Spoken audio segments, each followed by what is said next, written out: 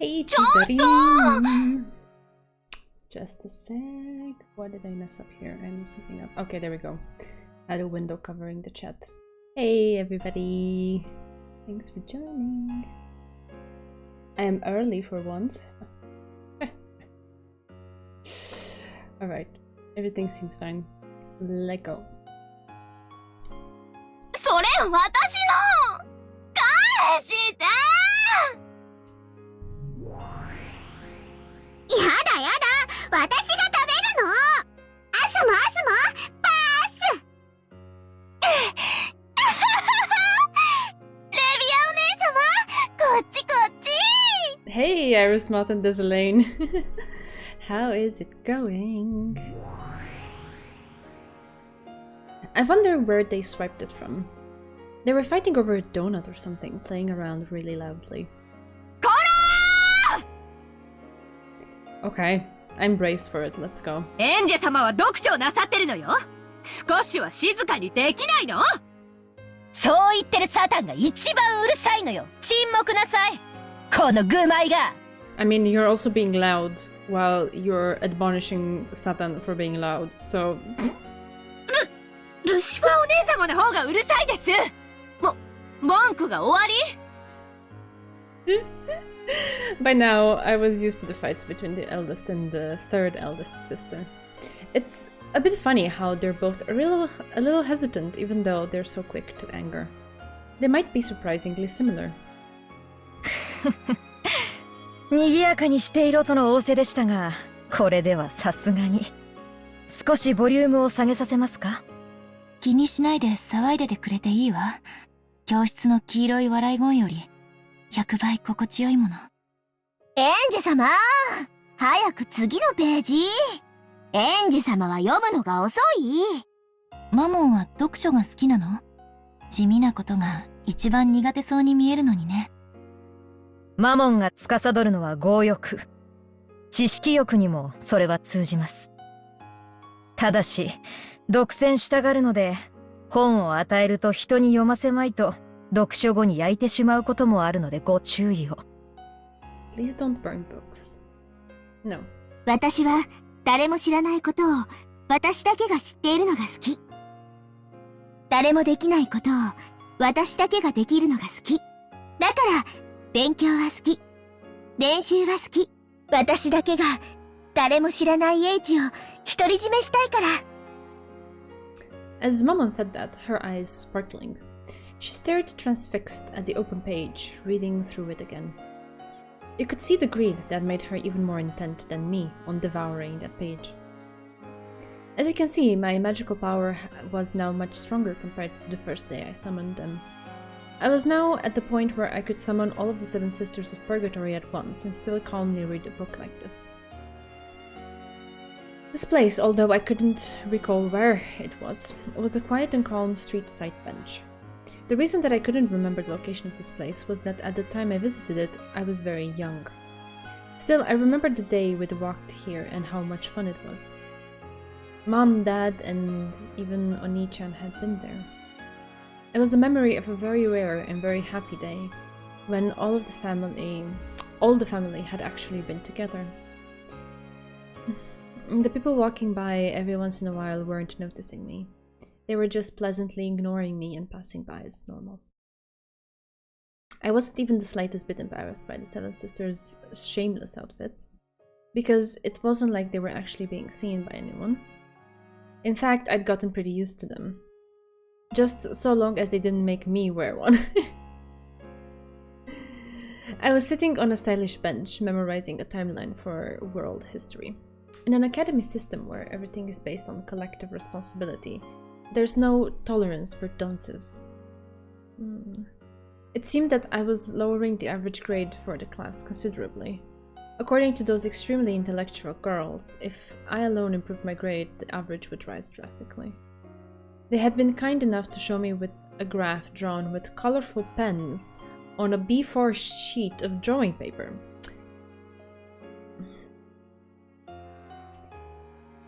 Okay.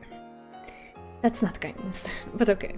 Just thinking of the effort it must have taken to draw that was nauseating. But I'd already spat out all of those complaints. I'd already used those girls to vent all my furious anger and sadness. The seven sisters were sometimes outraged, sometimes compassionate, sometimes shared in my sorrows. I was truly happy to have friends with whom I could share those emotions. It's said that they were originally furniture that existed to carry out Beatrice's cruel sacrificial ritual. If that sickening occult message bottle was to be believed, it seemed that several among them even attacked my family. Yeah, about that. Hey Lord Boo, yeah. The chill songs are really chill in the soundtrack. Very nice. But I didn't believe that, and it would be pointless to question them about it. They're furniture, so all they do is respond to their master's requests. Even if they really had attacked my family, I couldn't hate them. Why, though? Where is this connection coming from? I would just want to understand. Because I personally cannot surpass it, and I have nothing to do with her family or anything. The one I really hated was the Golden Witch Beatrice. Or else the one at the very center of Rokenjima Gate, Aunt Eva. エンジ様、早く次のページ。あ、ごめん。はあ、疲れたわ。少し休憩させて。エン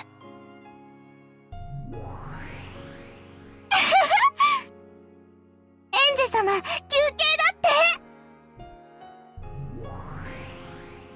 遊ぼう遊ぼう。エンジ様、遊ぼう。When they noticed that I had interrupted my studying, the most energetic youngest sisters gathered around me. That wasn't all.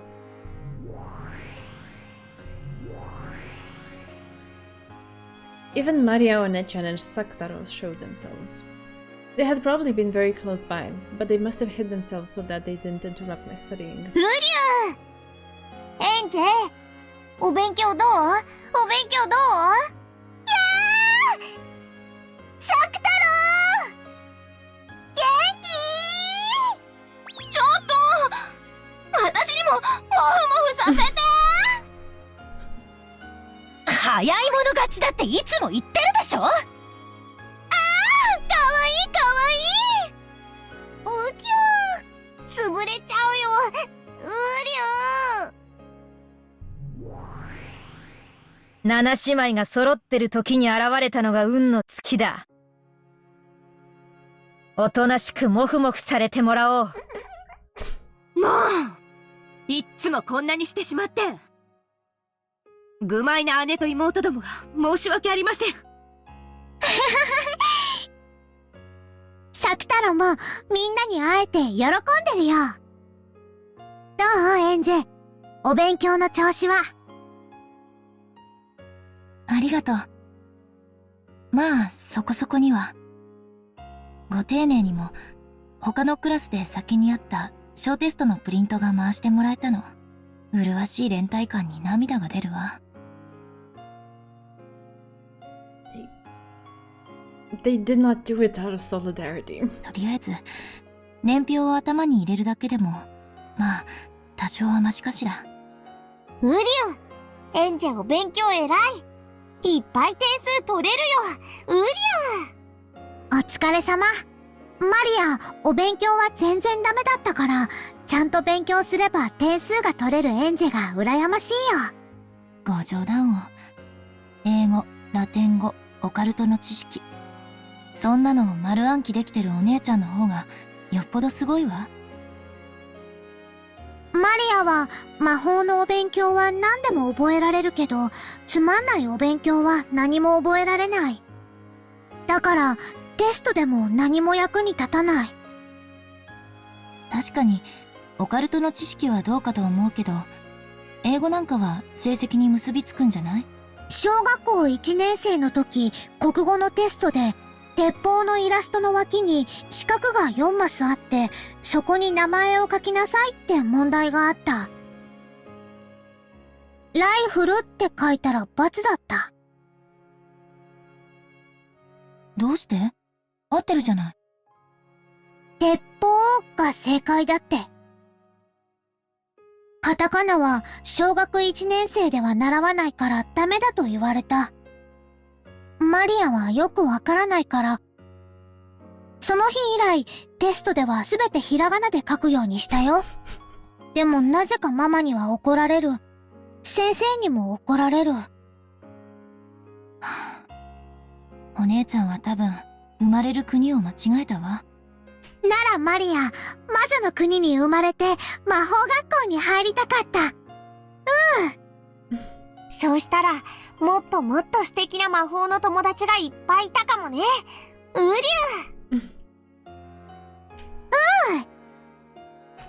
でも、別に今は何も気にしてないよ。だっ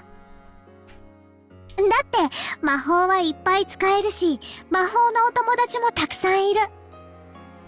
マリアには、サクタロがいれば十分だもの。僕だけじゃないよ。サクスケも、サク吉も、動物の音楽隊も、アザラシの下田くんも、ウサギのサナエさんも、小豚のピゴーくんも、他にもいっぱい。Oh, there's a Sanae-san. Incredible. One-chan's friends just keep increasing in number. Every time I ask, the list of her friends' names grows longer. But there's no doubt that Sakutaro is her best friend. I'm a little jealous of her for having such a close friend. どう？七姉妹は仲良くやれてる？本当に賑やかな姉妹たちよ。たまに物騒なことを言い出すけど、悪くないわ。本当は、サクタロみたいな可愛い子が良かったんだけど、今は彼女たちと一緒でも十分いいかなって思って。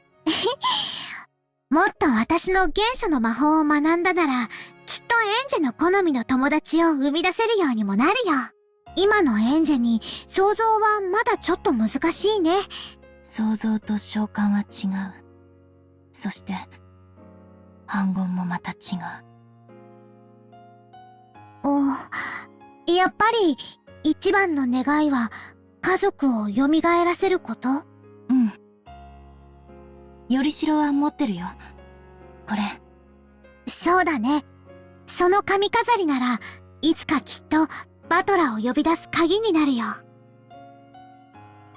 あとはエンジェの修行次第だね。I'm sorry, but if we see like some sort of zombie resurrected battler, I don't know if I'm gonna be able to take it. I can't. No. Please. それがいつまでかかるのかわからないのが泣けるけれども。ウリュウ、辛くてもしっかり。エンジェが諦めなければ、絶対にいつか叶うよ。絶対に叶うという保証を誰かがくれたなら、きっと心も休まるでしょうにね。ウリュウなら僕が保証する。エンジェはいつかきっと必ず願いを叶えられるよ。ありがとう。気休めでも嬉しいわ。気休めじゃないよ、ウリュウ。ダメだよ、エンジェ。そういう感情は半魔法の毒素になるよ。夢は必ず叶うって気持ちが一番よく芽吹く魔力の種なんだよ。そうね。ごめんなさい、お師匠。エンジ様は少し強欲さが足りないのよ。欲しいもののためにはどこまでも。手に入れるまで絶対に諦めないという根性が足りない。ウリュウそんなことないよ。エンジェは頑張ってるよ。ありがとう、サク太郎。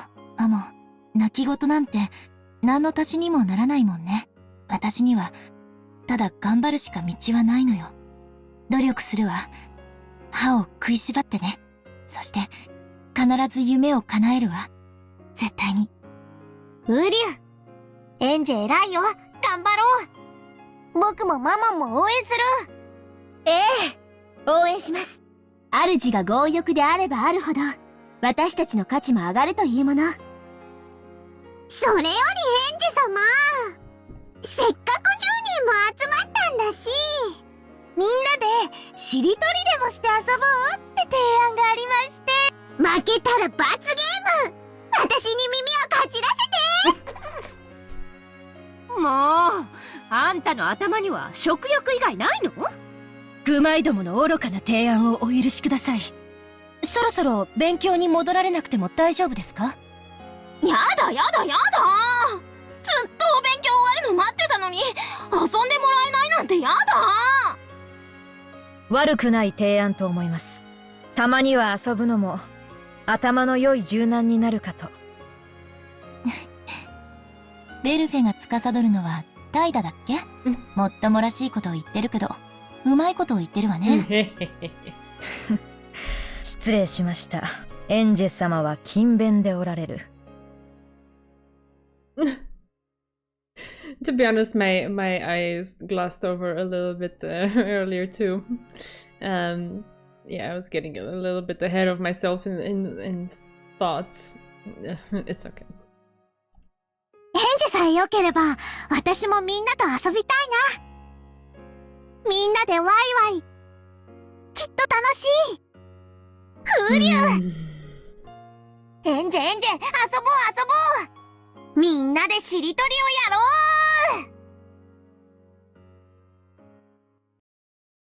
ろう。では、作太郎のウリュウからスタートで、この場合何からになるの？リュ？ユ？ウリュウからなんだろうね。やっぱりリュ？こんなおかしな語尾の単語が出てくるなんてめったにないし。じゃあ私が一番。リュから行くね。時計のネジのリューズ。私が一番に言いたかったのに、リュートの方が素敵。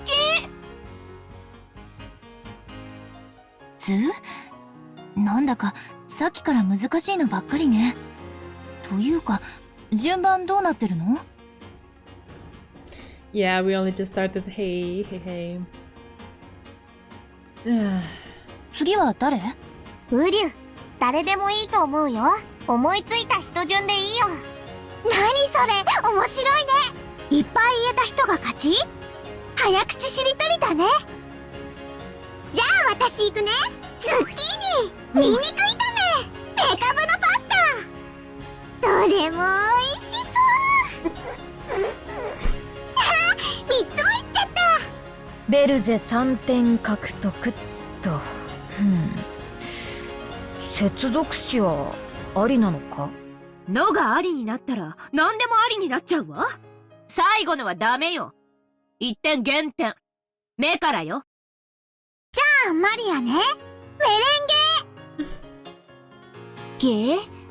うりゅう。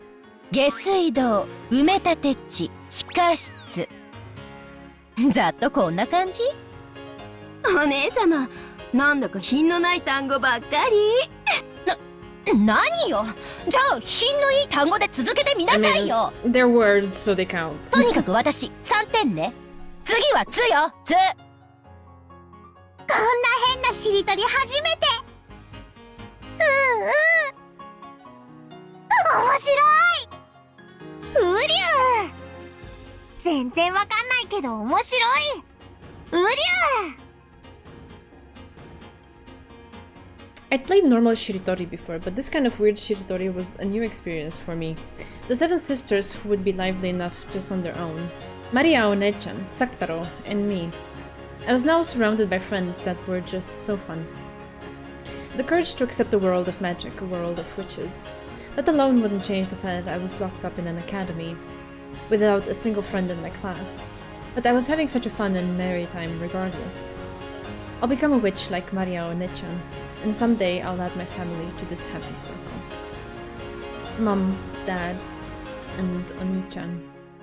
If possible, George Oni-chan and Jessica One-chan too.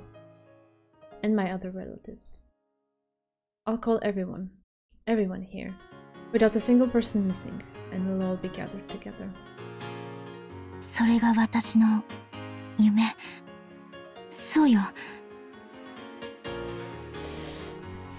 私はそれを叶えるまで絶対にくじけない。This breaks my heart in so many ways. I have no words. エンジ様はきっと大魔女になられます。あなたがそうだと信じるだけで、我ら煉獄の七姉妹はその日まで常におそばにお仕えするでしょう。いてくれる？いつまでも。私の力になってくれる？当然。だって私、エンジェ様の友達じゃないですか。ええ、そうね。常に全員揃ってみんなで遊びましょう。今もこれからもずっとずっとエンジェ様が夢を叶えられる日まで。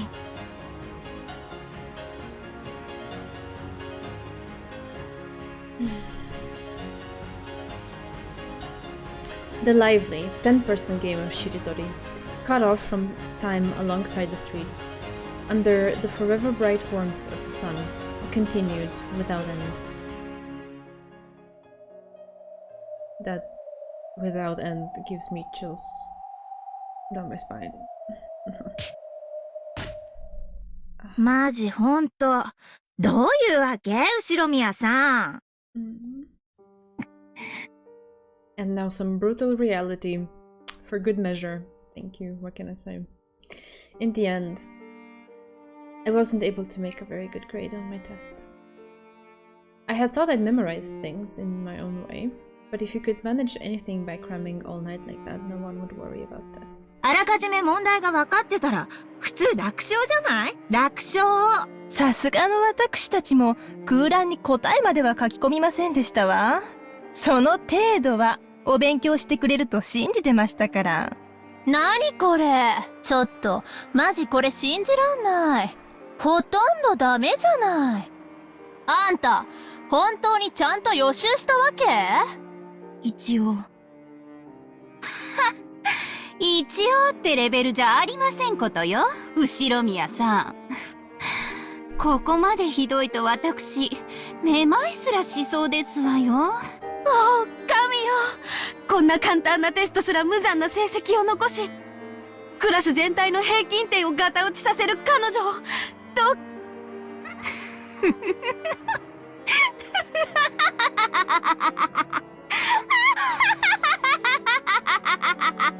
Why do witches laugh?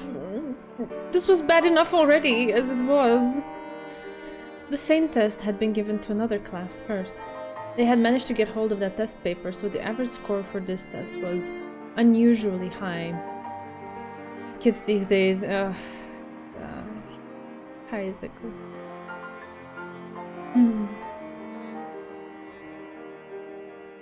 Enough to obscure my slight improvement? Ah, meaning that even though she got a bunch of things wrong, it was better actually for her than before? However, there were some things that I couldn't make an excuse for. If I had spent the entire day studying like mad, I might have been able to get a slightly higher score. But I hadn't gone that far. After all, on that day, I had spent the time having fun playing Shiritori with the seven sisters, Sakutaro and One-chan. As expected, the winner had been Maria One-chan. She had been a strong player because of her various bits of random knowledge. Sakutaro had gotten the penalty. He had spent the whole time cheering for everyone else's answers, and had completely forgotten to think of any himself. Because of that, he got dogpiled by the seven sisters and had his ears thoroughly nibbled, didn't he? ねえ、聞いてる、後宮さん。 They were surrounding me, twittering like small birds. Annoying, smelly. On the outside of that circle was Mammon, a wary expression on her face. 相変わらずおかしな学校ね。自分の成績が良かったなら万々歳じゃないの？連帯責任とやらのせいでしょ。彼女らにとって自分の成績がどうこうじゃなくて、クラスの平均点が低くて恥ずかしい方が問題なのよ。あるいは、その結果、罰則として与えられる奉仕活動が嫌で仕方ないのかもしれない。それってつまり、成績を良くしたいから勉強してるとかじゃなくて、連帯責任や奉仕活動が嫌だから勉強してるって意味？妬ましくて恥ずかしいのよ。誰かより劣りたくない。恥ずかしめられたくない。そんな気持ちだけが、彼女らを勉強に駆り立ててる。勉強がしたければ勝手にすればいいのに。騒がしい奴ら。つまるところ、連帯責任も奉仕活動もなければ、彼女らは勉強などする気もないわけだ。勉強の意味も知らず勉強することの、なんと愚かしいことか。しかし、本当にこいつらはうるさくてバカバカしい。Oh, man. エンジェ様の貴重な昼の一時を邪魔するなと言うのに。こいつら嫌い。早くどっか行っちゃえ。お腹すいた。早く消えちゃえ。ごめんね、みんな。人間ってのはどうしてここまで浅ましいのかしらね。自分で努力するよりエンジェ様に努力させる方が楽で強欲に平均点を稼げるってことでしょ。人間なんてみんな強欲。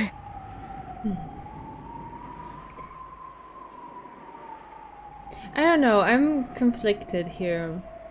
Because they're definitely being incredibly nasty to Enjit. There's no denying that. There's nothing under the sun that could possibly excuse their behavior. But at the same time, they're, in a way, victims of this weird system where even if they study their hardest and they get the best score they can possibly get, they can still get punished for this collective responsibility thing. And I kind of empathize with that because I've been in similar situations and it was incredibly demoralizing to just do your absolute best day in and day out, and at the end your best gets completely diluted, whatever, because someone else decided that they don't care. This is not necessarily the case for NJ. She is struggling with a lot of things. I don't know.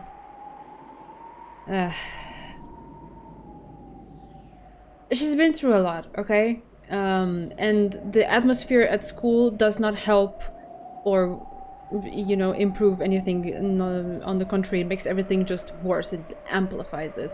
Okay, so I'm not blaming her for not being an excellent student, but I think if the system were different, and the others could just, do whatever they wanted, and the repercussions would just be based on their own actions, they would simply ignore her. Like, it wouldn't go to this level.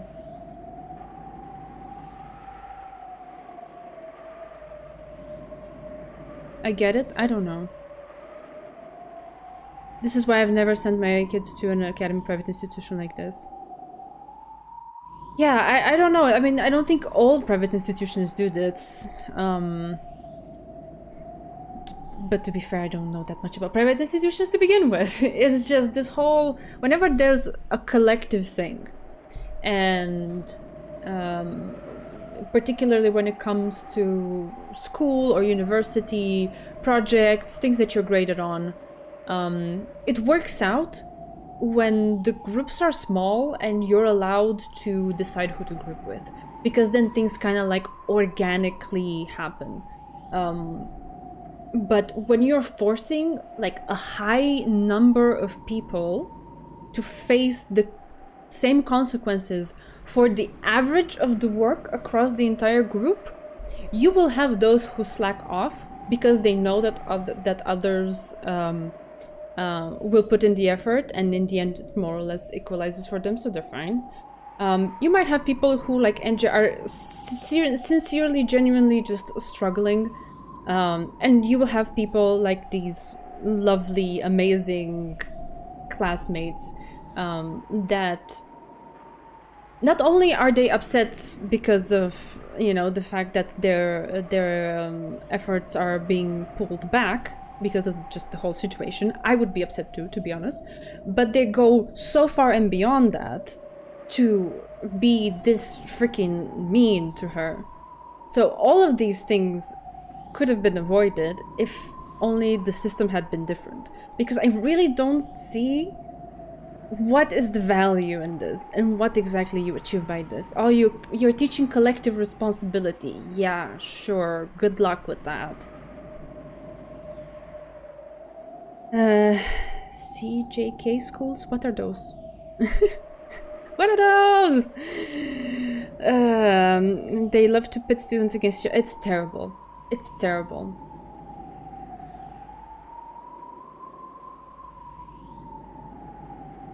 This seems like one of those snooty private school things. I don't think most private schools are like this according to my college mates. I would hope so. Chinese, Japanese, Korean. Okay, thank you, thank you, thank you. Yeah, that's... yeah. The sisters are making a lot of assumptions here that aren't necessarily true. Possibly. The thing they said earlier that kind of rubbed me the wrong way was that they're studying so they don't have to face the penalty. I mean, if what matters for them is status and how they look in the eyes of others, then I think for the same reason, even if the system wasn't like this and they would just be graded or whatever based on just their own individual efforts, they would still do it. They would still be doing it for the wrong reasons, not for the reason to gather knowledge and just become well-rounded people with a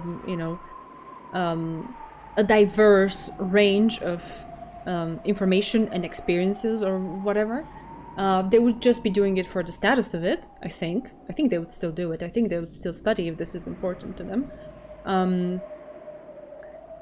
And maybe they would still be stuck up, but then at least they wouldn't necessarily have a reason to be this freaking mean to NJ, who is clearly struggling for some reasons.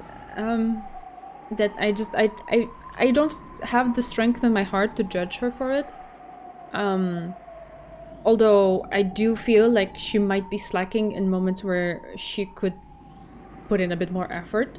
But I cannot really go there. My heart is not really into that side of the argument of pointing the fingers at her, because above all that, I really feel for her, and just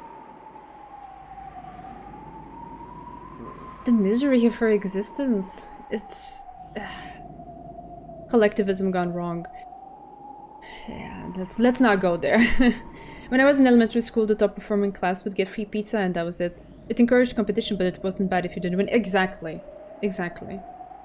We know practically nothing about these girls, not even their names. Making assumptions about their motivation seems unfair. It doesn't change the fact that they're bullying NJ here, of course. I'm just saying, they are bullying NJ.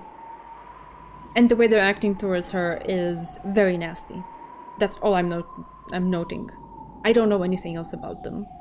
I just commented a little bit on what was said earlier, that they probably wouldn't be studying if it wasn't for the collective responsibility thing, which I don't think it's necessarily true that way. And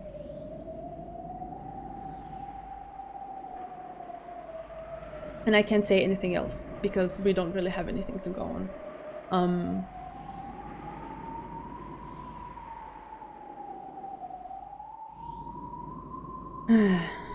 If someone is feeling bullied, they are bullied. I don't feel the motivation is important. Bullying is bad. I think he was talking about their motivations, not in the motivations for the bullying, but just generally the motivations for how they choose to act, and the reasons why they study or don't study, or just like everything else around them besides this. Yeah. I was saying the same thing, so just not to get confused. Anyway, the whole situation fills me with a lot of... I don't know what to do with this. The cute, fun, chill, slice of lifey moments are nice, to be honest. I prefer those than brutal murders around every corner. But I just can't shake this feeling that somewhere underneath the surface there is a festering layer of something that's about to burst out and just hit me in the face really hard. I don't know what it is. I don't like that it's kind of like wrapped in this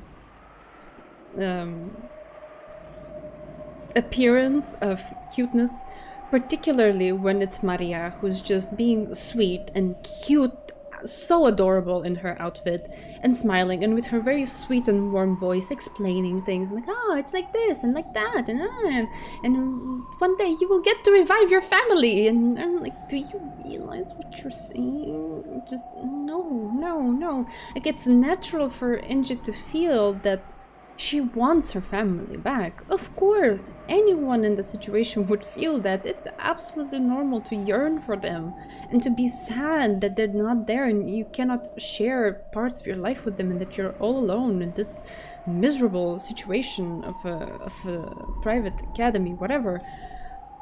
But to go so far as to be like, one day my magic is gonna be so strong, I'm gonna revive them, and I'm gonna have a very happy life with my zombie family who's not meant to be a part of this world because they're dead. It's a little bit too much. I can't go there with her, and I have the feeling that's gonna crumble down really, really badly later on. But okay.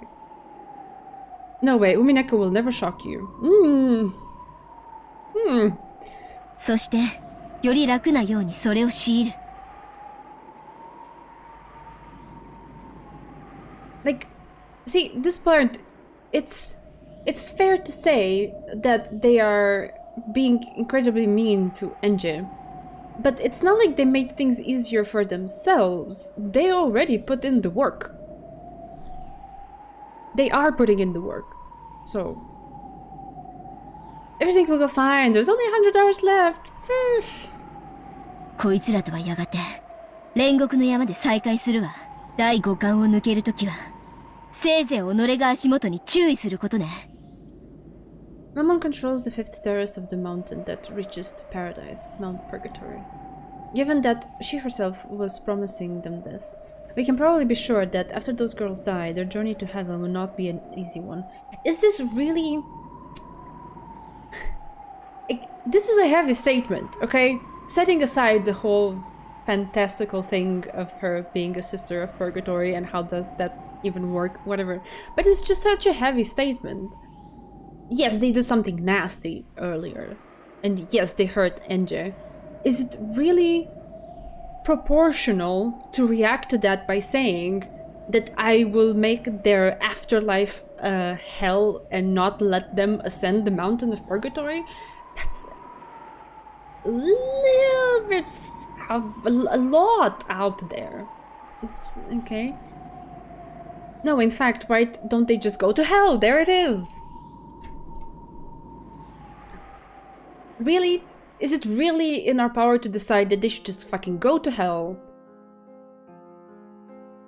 I don't know. I don't feel comfortable saying stuff like that. I mean, I'm not the one doing it. They are. It's just... It's so uncomfortable. The class committee had applied to the student council to use a classroom during lunch and after school.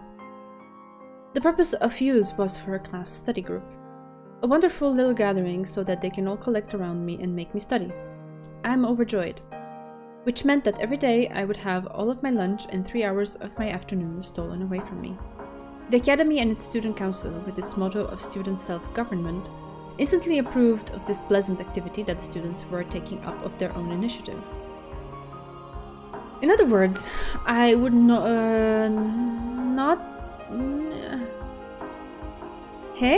I would no longer be able to escape after school by leaving the classroom. I think that's what it's supposed to mean.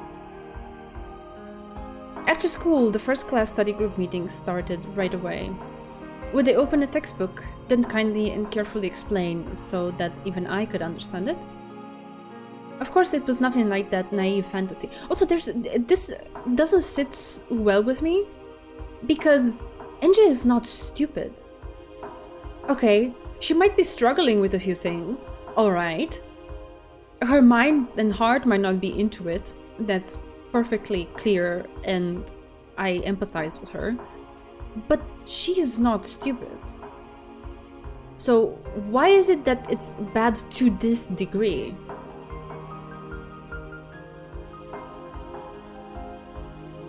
No, it's okay. It's just it derails me, and for a moment I had to get my bearings and understand what the phrase meant to be. I have the tendency to stumble into words even when the phrase is perfectly correct from a grammatical and vocabulary point of view. I still stumble and I rigged it wrong. So when something like that happens, I just need to take like 2 steps back and you know, gather myself.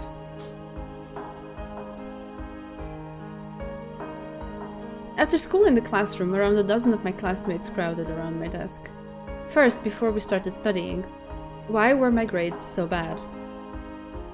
Oh, thank you, Dezo. Oh, that's kind, but I think I'm terrible. Maria said it earlier, every class needs a bullied kid that the rest can take out their frustration on. Yeah, I know. I know, but... okay. I mean, I know that she said that. I just...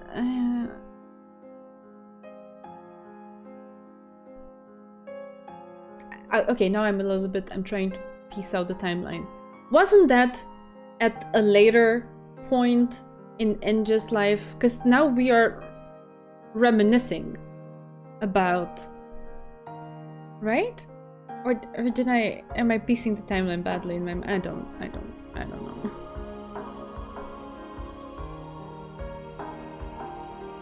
Rikishi's off the hook this one. That's alright. So, why were my grades so bad? What was the reason? It was decided that we couldn't start until I could clearly answer those questions, become aware of the problem, and show remorse for my actions. Of course, there was no way I had an answer to a question like that. They had avoided me like the plague up until now, and they had rejected me and kept me at a distance so as not to include me in their communities. So I had been avoiding their communities myself. There shouldn't have been any conflict between us that way. So even when they formed this community intent on raising the class average, I obviously kept well away from it. Even if I had tried to join in, they would probably have ignored me just like they had always done in the past.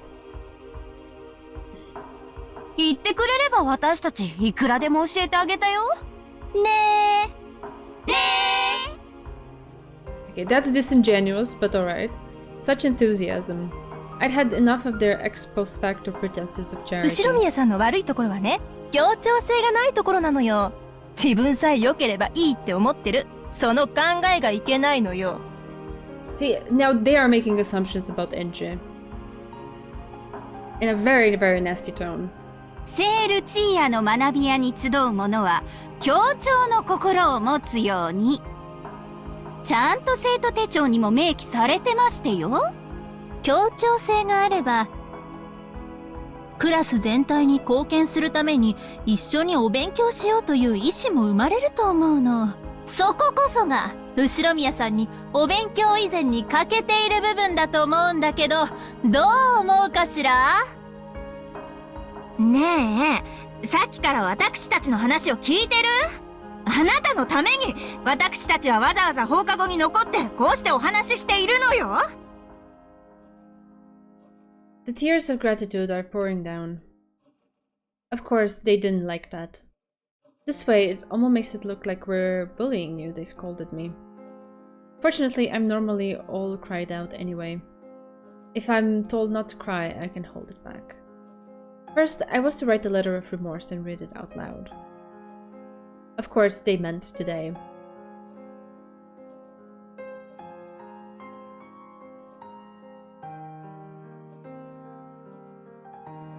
The class president politely applied to the student council and the staff room for an extension on the use of the classroom.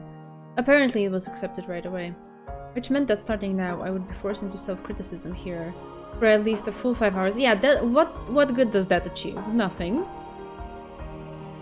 I, Ushiromiya Enji, caused trouble for my classmates by getting a low score on my test. 違うでしょ。成績が低くて迷惑をかけたってのは根本じゃないでしょ。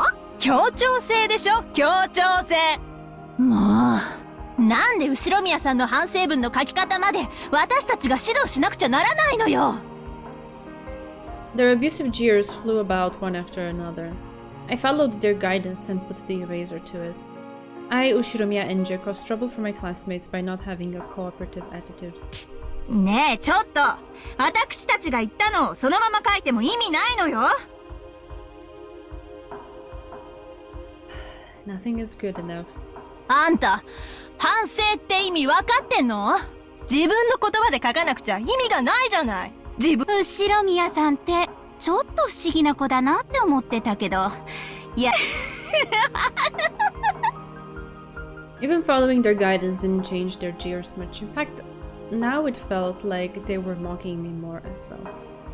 In this way, over the following several hours, without rest, without being allowed to go to the bathroom, of course without being permitted to have dinner, and while being continuously insulted, I was coerced into writing a document which humiliated myself.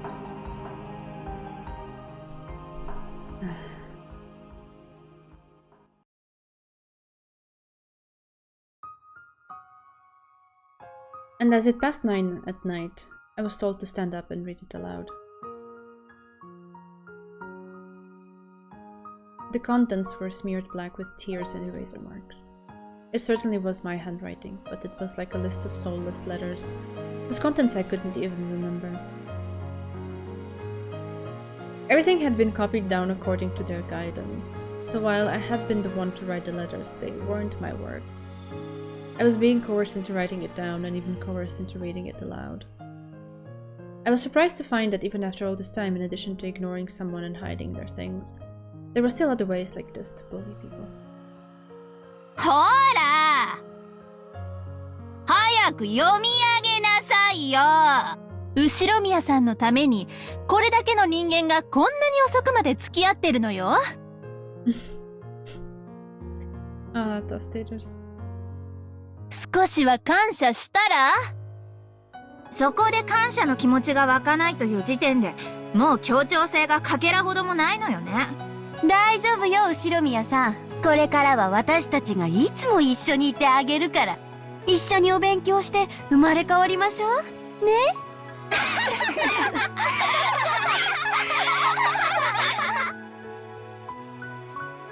Still surrounded by them, I stood from my seat and dropped my gaze towards the blackened page.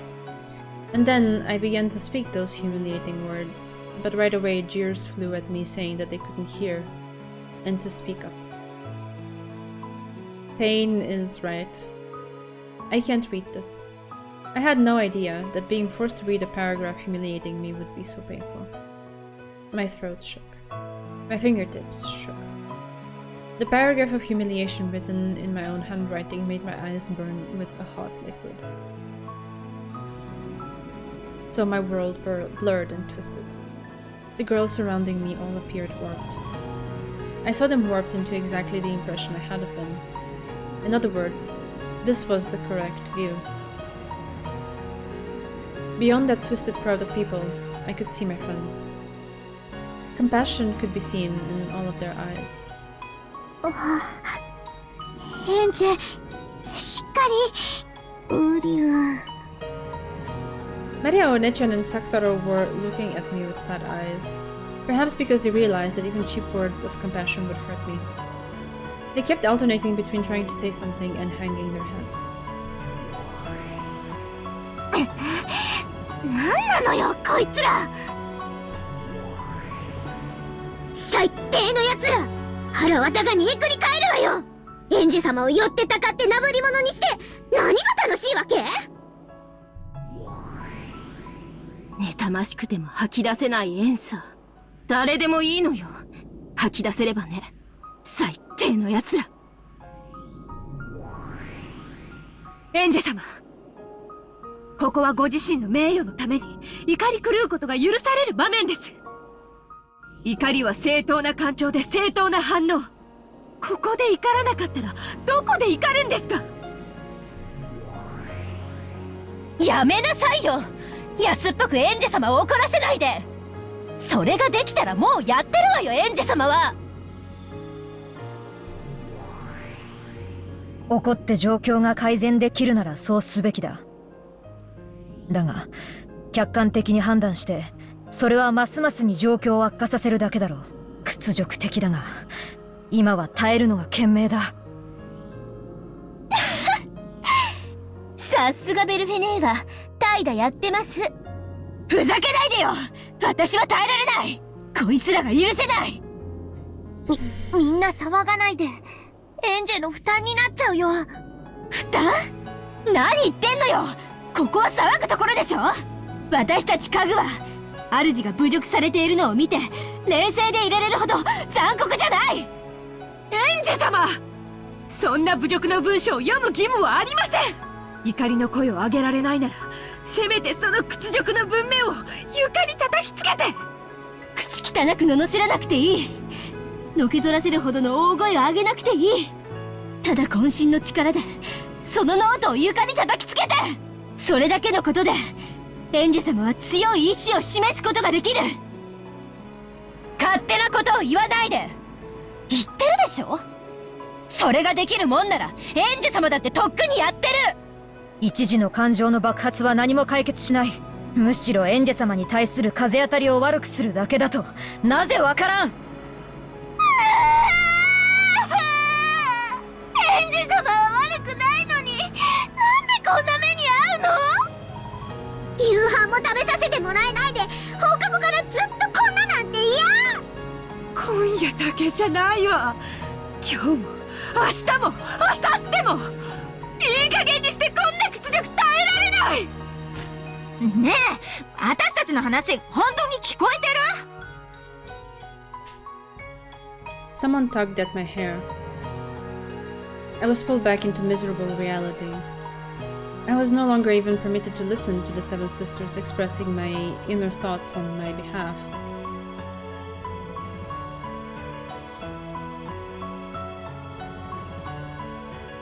My hair was lifted upwards. One of my hair ornaments came off, and I heard it bounce and then roll on the ground. Oh no. No one picked it up. To the contrary, they casually avoided it as though something filthy had come rolling towards them. I tried to follow it with my eyes, but my hair was tugged upwards again. なんで私たちがこんなに真剣に話してるのに、いつも聞いてないわけ？右の耳から左の耳ってやつ？それとも、馬の耳に念仏かしら？あんた、いい加減にしてよね！私たち全員に迷惑かけてるって自覚、本気であるの？私たちに言われてるからいやいや書いたとか言い出すんじゃないでしょうね。あんたが本当に自分の意思で反省できるまでマジで終わんないからね。今日だけじゃないよ。明日も明後日もマジで続くからね。あんまり舐めてんじゃないわよ。つーかさ、なんでまだ生きてんの？生きてられる？普通。私なら死んじゃうね。生きてられないよね。だってさ、生きてるだけで迷惑かけてるだけでしょ？私だったら絶対に生きてられない。Okay, Lil Eva spawns. 私だったら死ぬね。その方が世の中のためになるならすぐにでも死んじゃうよ。ね。じゃあ死んでよ。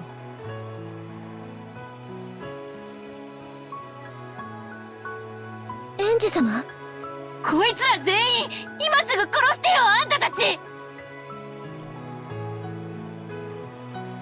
This was one of 4 moments where I had to stop the game for a couple of days. I heard Japanese schools really struggle with bullying. I heard that too, yeah. ルシファー、聞こえた？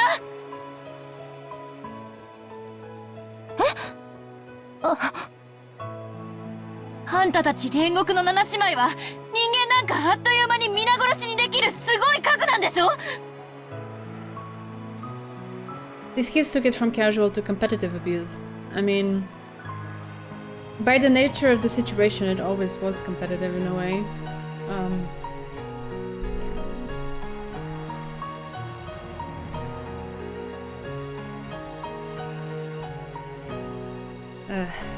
Okay, give me a second. Alright.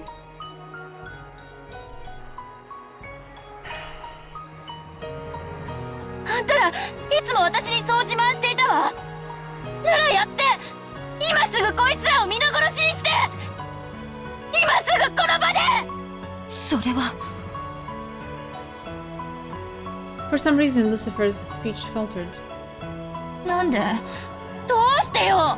目にも止まらぬ速度で飛び回って魔女の敵の心臓を即座に貫く必殺の家具でしょ。そしてそれを主である私が命じてる。今すぐ実行しなさい。殺して、こいつらをみんな殺せ。エンジェ様、どうか落ち着いて。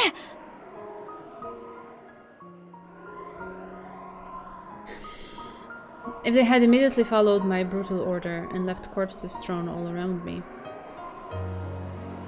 I would have been ready to rue my own reckless actions of stealing human lives so readily.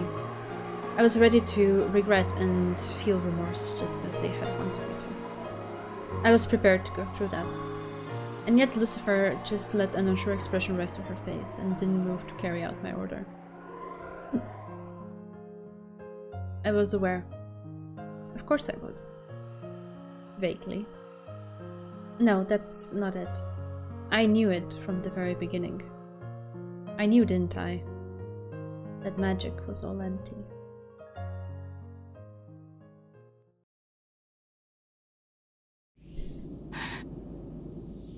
何が煉獄の七姉妹よ。くだらない。くだらない。 That's... I don't know if that's the conclusion to arrive at in this moment. 私、最初から知ってたんだから。エンジェ様。I glared into the worthless Lucifer's eyes, and it seemed that pain accompanied that stare. As though she had been struck by a horrendous headache, Lucifer clutched her head with both hands. But it looked like she couldn't tear her eyes off my glare. So the pain assaulting her grew more and more intense.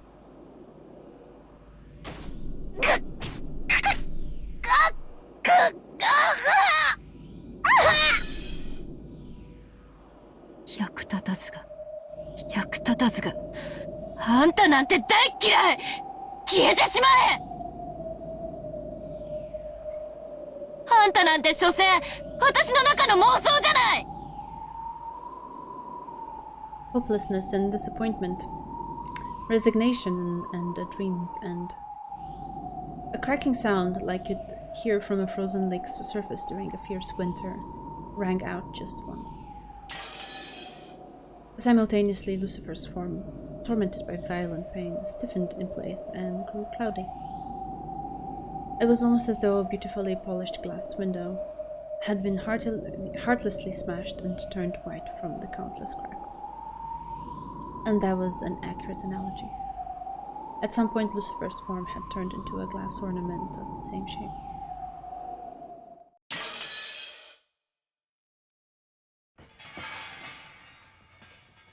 Countless fissures ran through it from the inside, and the head and arms fell to pieces as it crumbled to the floor.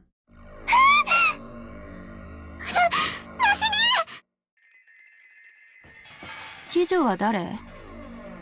レビアタン？私の命令を実行して、今すぐにこいつらを皆殺しにして。いえ、そのヘンジェ様、どうかお気を沈めてお聞きください。私たちは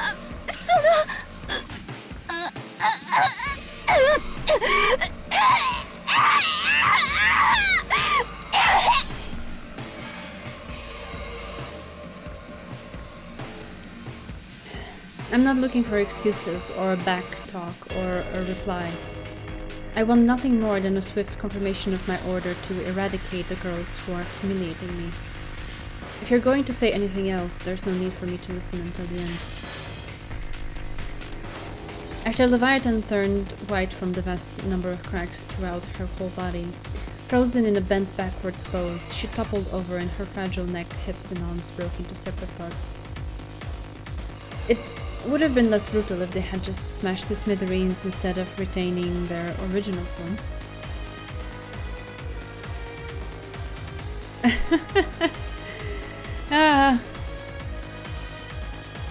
Yeah. I'm still grateful for the voice acting. There's just so much good that comes out of it that it completely eclipses moments like these, but yeah. So the fact that I had left the two of them partially intact made the remaining younger sisters shake even harder. どうして私の命令を聞いてくれないの？どうしてよ！恐れながら、現在のこの場は反魔法力が非常に強く。何よそれ。人間がいるからダメってどういう理屈？人間を殺すのがあんたたちの役目でしょ？それができないならあんたたちは何のための家具なのよ！死ね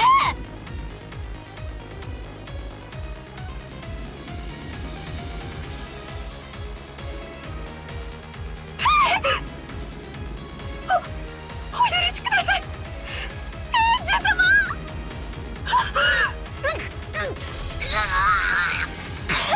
Yeah, that's what I'm saying about the voice acting bringing so many positives. And I also wouldn't necessarily make this a negative because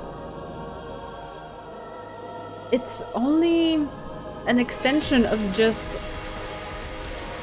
the awfulness of what's happening right now. I mean, what NJ is doing or attempting to do, I have no words to express the weight of it. And at the very least we have some voice acting to substantiate it or highlight it a bit. Because it is. Like, this shouldn't be taken lightly in any way.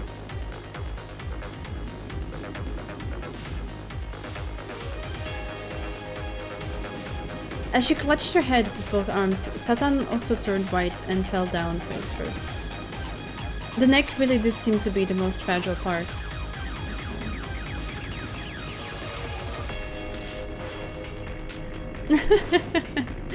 Okay, I see, Zico. I see what you mean. I'm just recognizing the fortes in the voice acting, and to be honest, I'm grateful that I'm experiencing the novel with it. There we go. Except pachinko sprites. I mean, I saw some of them. Bea shared them in the Discord. They weren't necessarily hyper bad. Some of them were nice.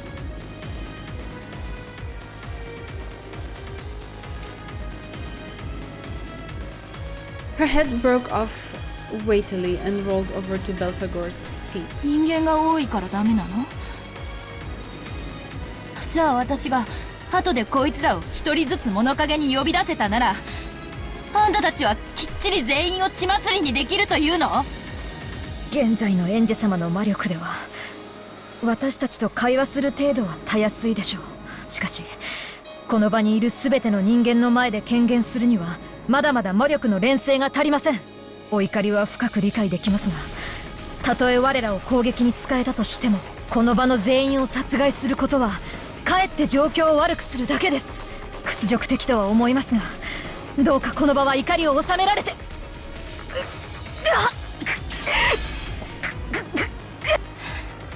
あとの3人も同じ答えなの？ Yeah, very likely. 反魔法力が高いからできないっていう？私に魔力が足りないからできないっていう？なら全員を殺せとは言わないわ。たった一人でいいから殺してみなさいよ。今すぐこの場で。 As Asmodeus and Beelzebub held each other, they crouched down, cringing in fear under my glare. If they had been able to obey my order, they would probably have carried it out immediately. And yet, here they were crouching down, empty, sad, and pathetic. That's right, I knew it. These girls can't touch reality with even a single one of their fingers. やだやだ。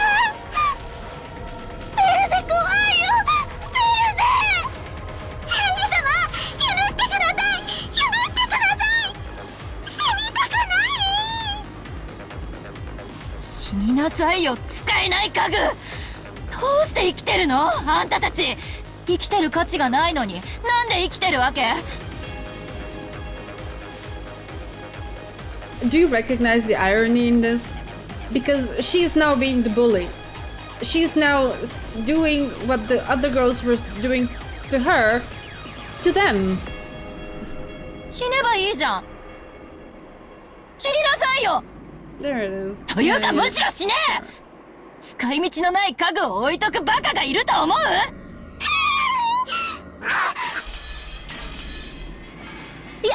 やめてください、エンジ様。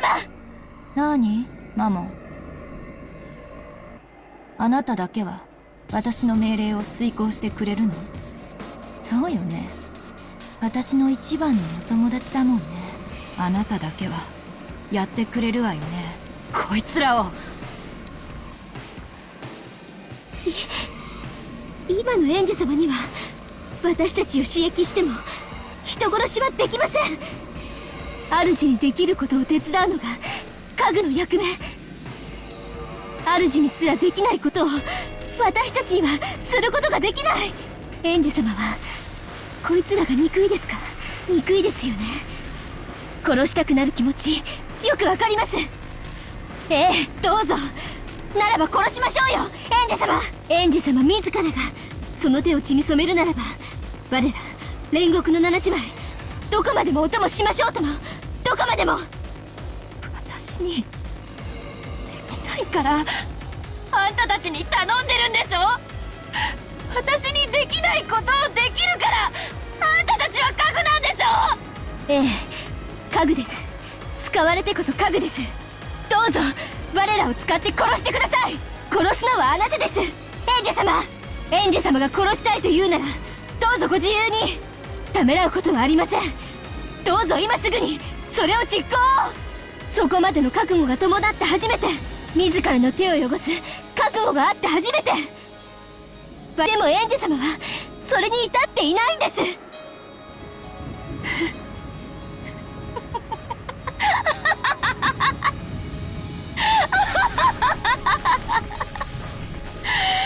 語るな家具が。妄想が。もう分かってるわよ。皆まで言わせないでよ。あんたたちには何もできない。あんたたちは所詮私の妄想、幻想、アクチューム。私には初めから友達なんて一人もいないわ。孤独な私が心の中に生み出したお友達ごっこの幻影でしょ。知ってたのよ、最初っから。へえ、そうですよ。エンジ様の頭の中の幻想ですけど何か？はい、そうです。私たちは友達のただ一人もいやしない。寂しい寂しいエンジ様の心を慰めるためだけに生み出されたお友達ごっこの脳内妄想ですが何か？見たければ現実を見るといい。私たちなんか見ないで。あそこで囲まれて罵声を浴びせられているあなたに戻るといい。ほらほら戻りなさいよ。お帰りなさいな現実に。都合のいい時だけ私たちを呼び出してお友達ごっこで、自分の手を汚す覚悟もないくせにそれをけしかけ、ダメと分かったら否定して消し去る。ええ、どうぞお楽しみくださいよ。エンジェ様が期待されるような苦悶の声と悲鳴を上げて退場しますとも。エンジェ様がたった今浴びせられている罵声を私たちにも同じように浴びせかけて胸の内をスーッとさせるがいいです。 Man, I never thought I would agree so much with one of them. それもまた家具の役目。ムカついて床に叩きつけられることもまた椅子の大事なお役目ですから。 When imaginary friend chooses violence, she just chose to say things as they are, I would say. その程度のことで主の不機嫌を一時でも受け止められたなら、家具としてこれほどの栄誉はありません。殺しなさいよ、否定しなさいよ、あなたの最初で最後の友達を。I could have never thought the stakes of all characters would be given more depth. Yeah, I don't know.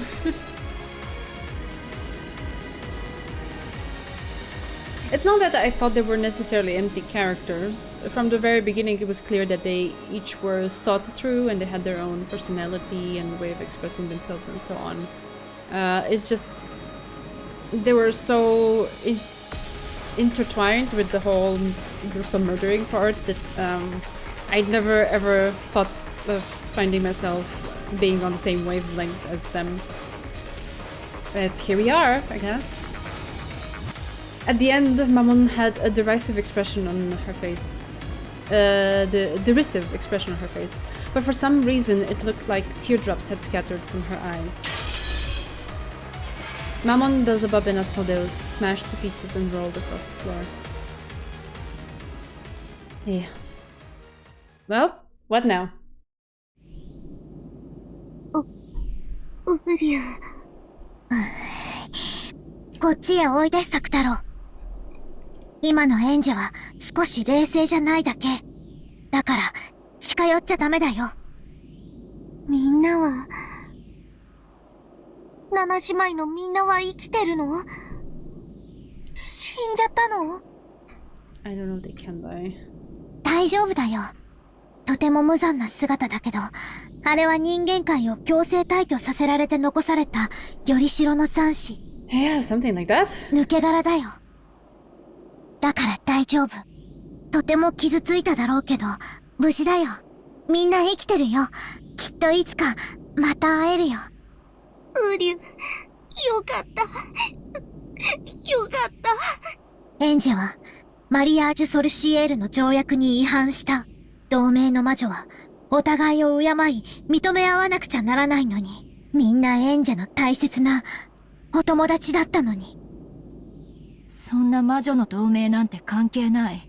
魔法のお友達？いい加減にして。私が殺したわ。消し去った。私が七姉妹を砕け散らせた。ウリュウ、そんなのひどいよ。ひどいよ。もう、魔女ごっこはいい加減にして。お願いだから、マリアお姉ちゃんも、サク太郎も、自ら消えてほしい。私が殺して消したなんて。妄想の中ですら、したくないから。僕たちは妄想なんかじゃないよ。エンジェのお友達だよ。ウリュウ。Saktaro sobbed those words as he hid behind Maria One-chan. Saktaro doesn't exist. Saktaro is also a delusion One-chan created to distract herself from her loneliness. ウリュウ。痛い。痛いよ。マリア。なんでウリュウ。やめて。私のお友達を否定することだけは許さない。The same power that had smashed the Seven Sisters was probably eating into Sakutaro as well. But Maria One-chan was apparently protecting him with some other power. So Sakutaro's form didn't break or scatter. One-chan glared at me sharply. A serious expression that she had never shown me before. サク太郎は私の家具。エンジェには消せないよ。なのに、否定しようとするのは魔女にとって最大級の侮蔑も同じだよ。サク太郎なんて、最初から存在しないわ。ただのライオンのぬいぐるみ。それをお姉ちゃんが、あたかも存在するかのように脳内で妄想して人格化した。そんなことないよ。サク太郎はマリアのお友達なの。元はぬいぐるみだけど、今はぬいぐるみじゃないの。いいえ、ぬいぐるみだわ。布と綿でできたぬいぐるみ。自ら喋れも動きもしない。お姉ちゃんはそれを腹話術みたいにして喋ってるだけじゃない。それが魔法？それが魔女？それが友達？そんなの私は認めないわ。ウリュウ、僕じゃないの。僕はただのぬいぐるみで、本当は喋れなくて、マリアのお友達じゃないの。リュウは。As though plagued by a high fever, Sakutaro weakened bit by bit. As he clung to Onechan's body, he did all he could to continue standing. But his body began to slip down bit by bit. As he did, Onechan held him and screamed at me as tears streamed down her face. やめて！魔法の毒でサク太郎を焼かないで！いじめないで！侮辱しないで！否定しない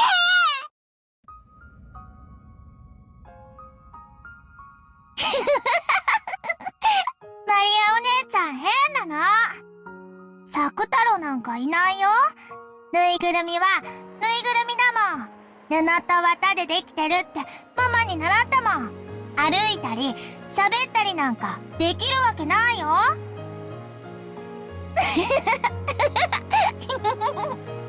無理。サク太郎！サク太郎！ぬいぐるみじゃないもん！ぬいぐるみじゃないもん！友達だもん！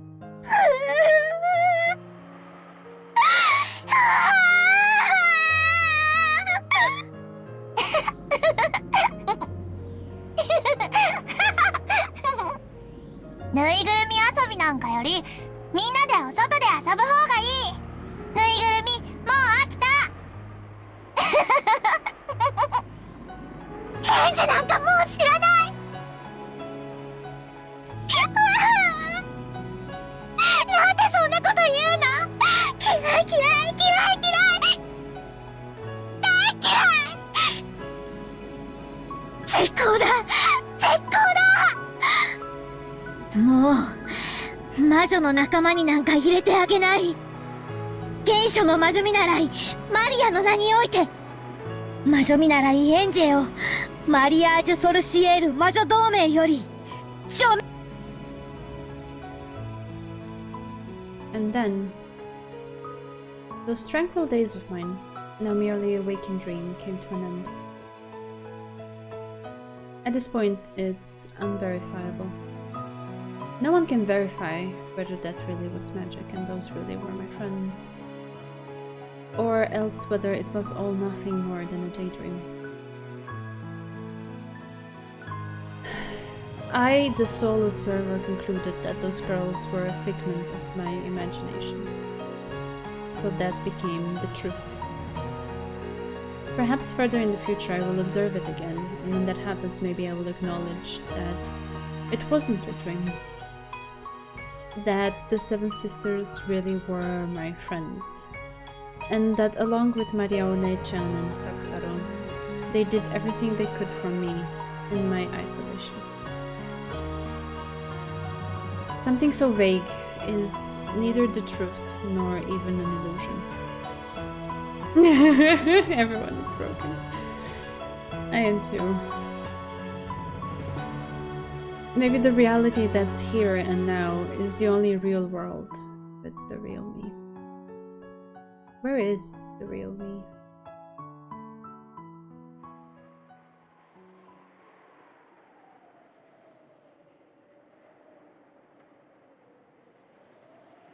The person standing among the girls' shameful remains resembling broken glass sculptures, breathing harshly and shoulders heaving. That is not me. The place I am is over there. The one boxed in by a crowd, the one being subjected to constant verbal abuse, the one hanging her head with clearly red eyes. The me over there, isn't that the real me? I won't dream anymore, because there's nowhere for me to run. I'll go back. I'll return myself to the cage made of flesh. ねえ、話聞こえてますかしら？いつまでもうつむいていても何の解決にもなりませんわよ。聞こえてるわ。ああ、やっと返事した。このまま黙ってれば終わるとか、泣けば許してもらえるとか、そういうこと考えてるんじゃないの？あんた、自覚あるかって聞いてるのよ。自分が周りに迷惑かけてるって自覚があるのかって聞いてんのよ。I slowly nodded. I admitted it.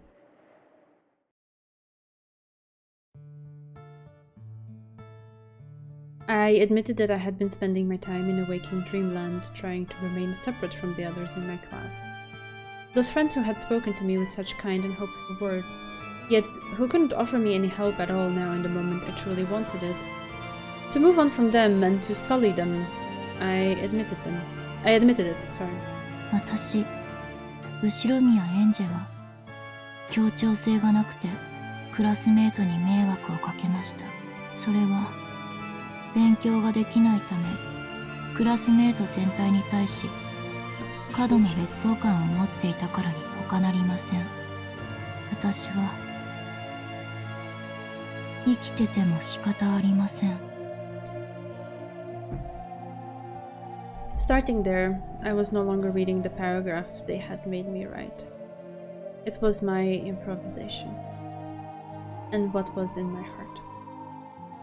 They also noticed that it wasn't what they had anticipated, but while they did frown, no one spoke.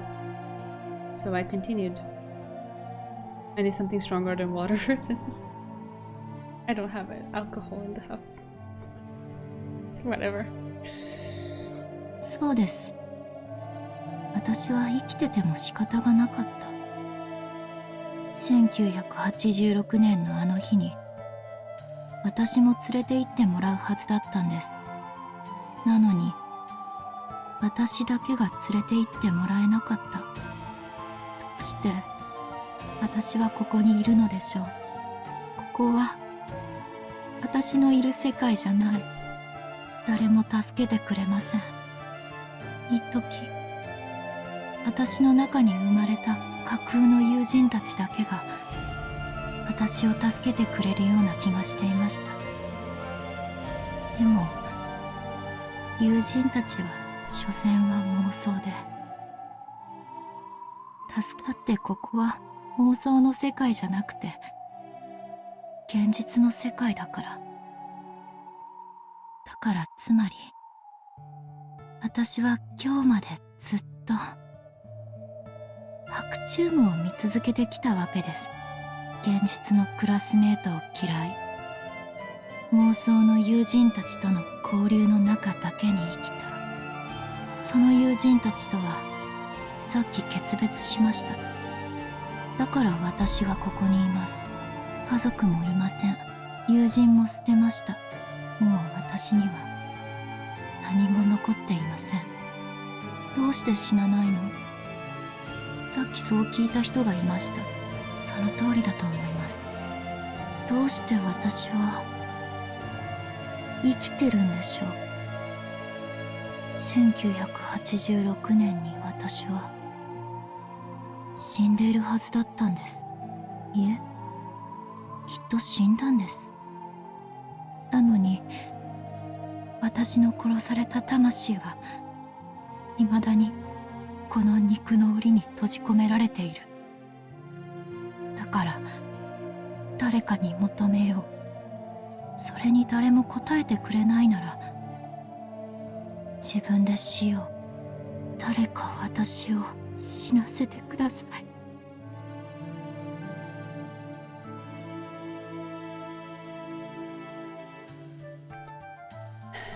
I spoke that sentence and looked around. Dumbfounded girls. Shocked girls. Girls who looked like they didn't know what this kid was saying. And after a small delay, more and more girls with faces that said, "Is this kid alright?" Whisper, whisper, mutter, mutter, and then giggle.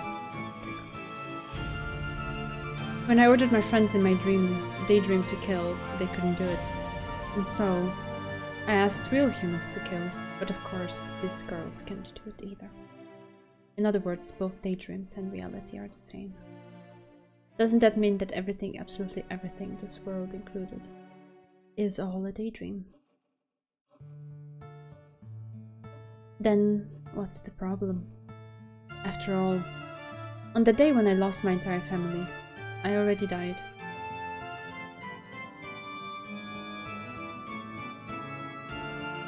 Yeah, I'm noticing. I'm noticing. All the days since have been the delusions of a wrongful survivor, delusions of a life flashing before my eyes. Once I understood that, it felt like all the scenery surrounding me began to twist and bend slightly. Ah, I'm finally going to wake up. I'm going to be released from this world of waking dreams. I felt my consciousness sliding away. That's alright. Fade further and further away and take me to my family. Therefore, no matter what unfolded in this twisted, faded world, I paid it no mind at all. I saw the crowd get pushed aside as the teacher stepped in. Perhaps the teacher doing the rounds happened to notice a strange disturbance. The teacher was vigorously shouting something, moving to protect me. Upon seeing that and learning that an ally had appeared for me, even if only one, I felt my awareness return very slightly.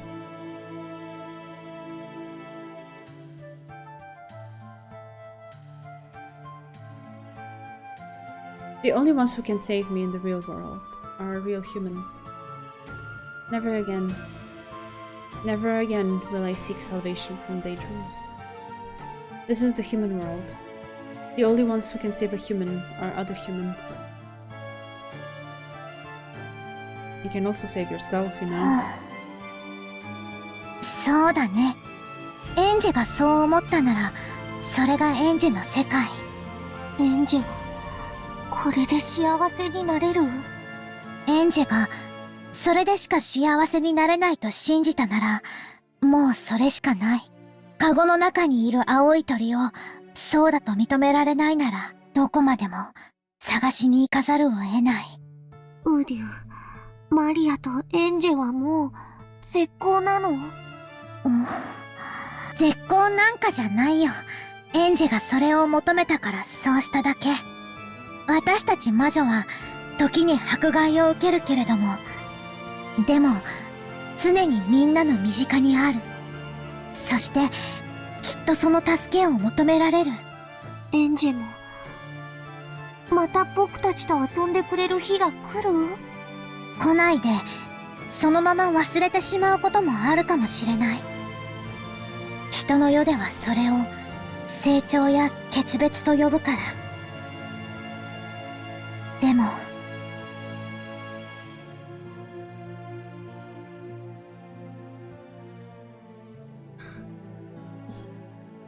If Inja just remembers, we will always be by her side. And until then, we will be waiting.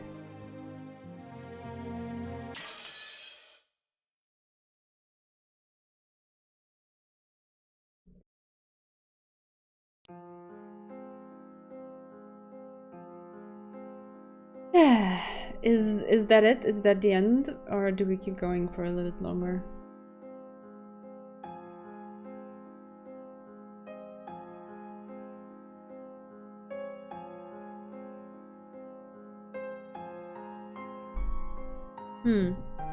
I see what you mean, Bam.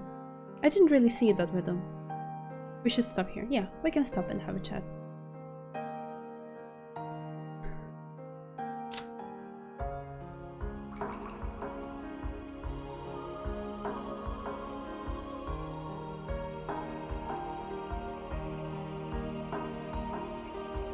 It's time for a talk, chat.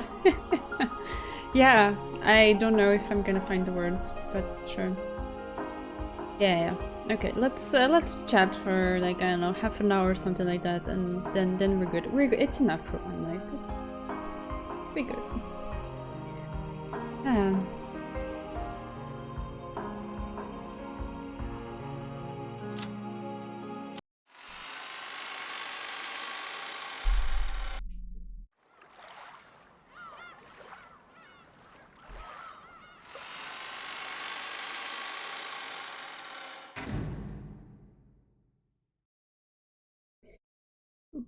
Right team.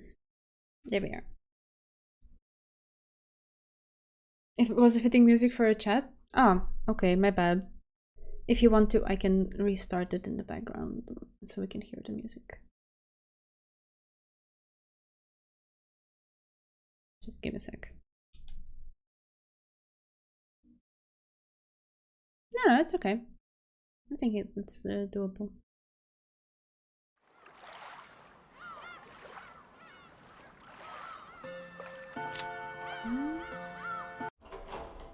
There we go.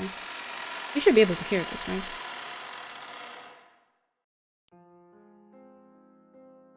There we are. We have the music.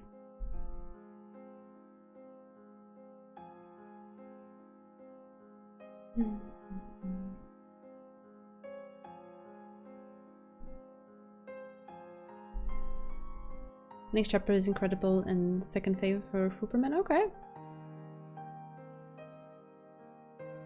Is it gonna break me even more? Because then I don't know. I need something that rebuilds just a tiny little bit instead of breaking apart and destroying. Yeah, but anyway, just so it doesn't get lost in the chat and doesn't scroll past my vision. What you said earlier about this is what having and then losing your religious faith feels like. I can totally see the comparison. I get it. It's just it's not the first thing that my mind went to. I just perceived it as simply people having an inner world with their own I wouldn't even call it like, you don't have to have imaginary friends, although that I guess can present itself, particularly for children. But it's just this inner world that's vivid and it's like a place unto itself where you can go and go. I mean, yeah, with your mind, of course. And just project inside yourself all of the things that you might be feeling. Maybe even have a conversation with yourself. Maybe, like, I don't know, when you are reading a book or a poem or a movie or you know, watching a movie or experiencing something, and then it gets filtered through you, and then it resonates inside of you, and it creates this, I don't know, extension of it that you don't necessarily express it towards the outside, but you have this experience inside of you that's just you with yourself. Is that make-believe? Is that not real? Just because you're not manifesting it physically into the world, you're not putting it into words, you're not, I don't know, showing it in any way to anyone else. I don't know. To me, this kind of like inner world and finding the beauty and the joy and the value and just how precious something is just by myself. Like the experience I have when I listen to a song or when I just filter something, whatever it is that I see in the world or that I think about, just through myself and only for myself. I don't know, that's basically a space that I feel like I've had inside me ever since I was a kid. I played alone so much. When the people around me weren't so nice, I would just be like, okay, let them be. I'm gonna be right over here with my own things and I'll be happy. I think that's where I went. That's where my mind went. And for NJ, I think it was just a matter of her completely getting lost in that, infusing it with certain expectations and desires, and basically pleas from the bottom of her soul that her family would come back, or I don't know. She has so much in there. So much in there that is hard to grapple with, and can manifest itself in unhealthy ways. So to me, it's mostly something like that that happened. I think it applies to every kind of belief, not just religious ones. Yeah, it could be. I remember back when reading Umineko for hours until 3 AM trying to finish the chapter only for scenes like these to keep smashing my mood. Yeah. It's like having your inner hope, optimism smashed right in front of you. It's like you yourself smashing it. Because all of those are reflections and extensions of Enja herself, I believe. It's not like something external came and created that inside of her. It's still a manifestation of herself. Maybe it's some deep parts of herself. Obviously, a lot of it is rooted in some sort of survivor's guilt. And also in her being stuck in this idea that her life ended when her family died. So obviously, she cannot move on. She cannot live. The world and time are moving around her ever faster. But she is stuck there in the past. She is there. She cannot move forward. She cannot meet the expectations of the world around her because she is not living, like, at all. So the question might seem obvious, but I still have to ask, so do you think the sisters Maria and Sakura we've seen are real, or are they just made up by Enji? If they are just made up by Enji, are they unreal? I would challenge that. If anything this novel has shown us is, like, don't think in black and white. Is it A or B? Why not both? They obviously weren't real ghosts manifesting themselves. What I got from that little flashback that we saw was that there was a real experience because Enja's voice sounded like a child's and everything was in black and white. There was a real experience, a real moment in the past when she interacted with Maria and she proclaimed that Sakura wasn't real and hurt Maria, didn't realize what she was doing, and after growing up and thinking back on it, now she understands and she feels guilty about it, again adding on top of her survival's guilt that possibly one of her, I don't know if it was her last interaction with Maria, but definitely it was an interaction where she could have just had a much better experience with the cousin that she loved, and instead what she did was hurt her.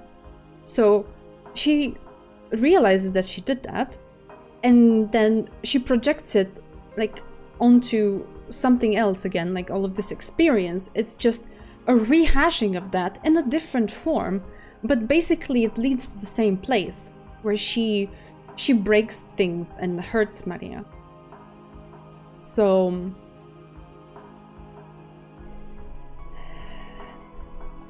I mean, that's where I'm going to with my head. There's so many things in the chat. I'm trying to finalize my thoughts before I keep reading. Yeah, I think that she's just spinning in this spiral that's just going over and over the same spot. She's not moving forward. She's just keeps spinning and she keeps reiterating and rehashing these experiences in a different way. In a way, maybe to even punish herself, because everything that she's done in this chapter has been self-destructive. In a way, it seemed to me that she believes she deserves to be punished. She truly, truly believes that she would better off be dead, because at least then she would be with her family. And the only alternative to that is to fantasize about her family coming back from the dead. Which, to be honest, I don't know which is worse. Because neither of these are healthy.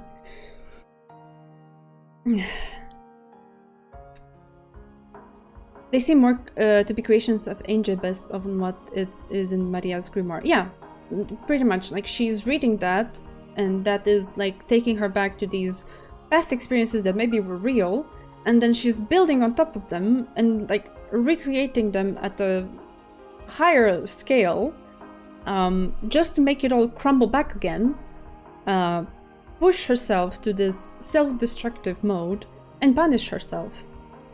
Yeah.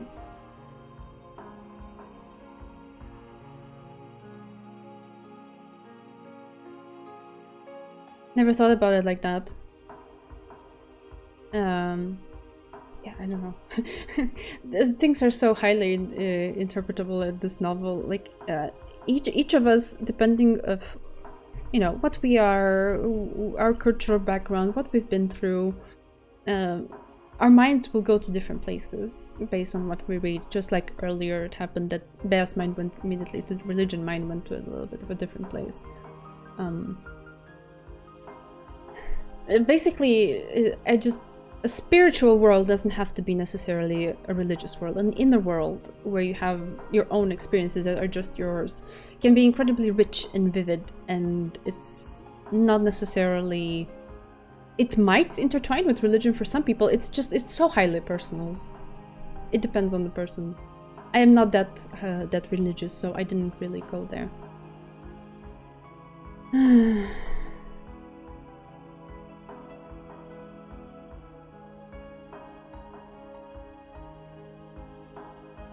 NJ, but also go this fast. I haven't read it, so... Interesting quote.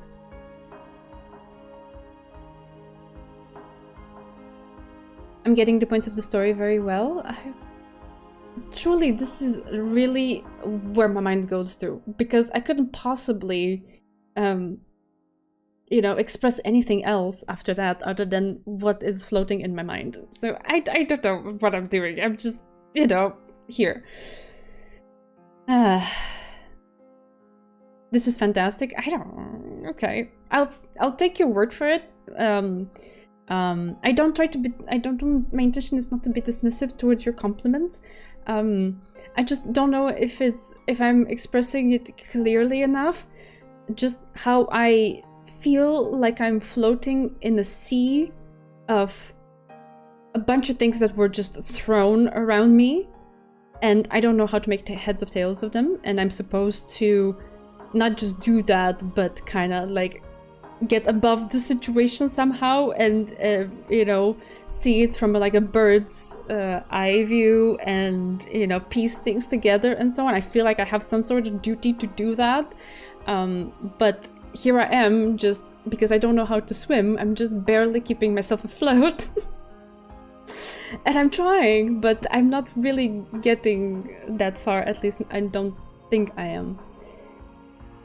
Umineko will give you exactly what you're willing to put into it. Oh, that's a nice thought. It's easy to assume that the work talks about religion too, since it's referred to so many Christian works. But I think it's more about the general human condition. Well, to some people, the general human condition is highly intertwined with Christianity, so that's also a fair way to interpret it. But I think the cool thing about it is that it doesn't have to be religious. It doesn't have to be religious at all if that's not where your mind goes. Like mine. I really wasn't going there. I have no clue. I truly don't have a clue. The ones with the clues are you, so you know. I don't. It's fine. I know this is how it's supposed to be. But I don't know if you realize just how it feels to turn on the stream and be completely clueless and in the dark. Time and time again. Sometimes it's very intimidating to hit that button. I'll just say that. Human connection is at the core of the When They Cry novels, from what people say. That's cool, because I resonate with that. I resonate with that very strongly.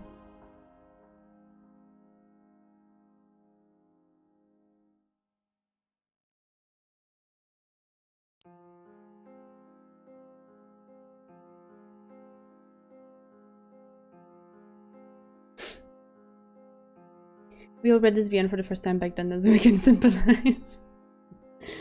I look at the things from a general spiritual view from what AA taught me. Oh, cool. It must be scary having fans watching too. I'd feel intimidated a bit too. I don't know. I don't want to insult you, but I don't necessarily think of you as my fans. Oh, you mean fans of the novel? That's what I mean. Okay. But I mean, of course you're fans of the novel, because otherwise why would you be here, you know? Because that's kind of intrinsic. It's just... Sometimes I feel like you guys are gushing a little bit too much over me. That I'm not really doing that much, but then you're like, oh, you're doing so great. I'm like, am I? I don't know. I'm just being myself. Or I'm trying to. Religion also promises power to the believer, but never delivers it. Does it promise power, though? I guess it depends.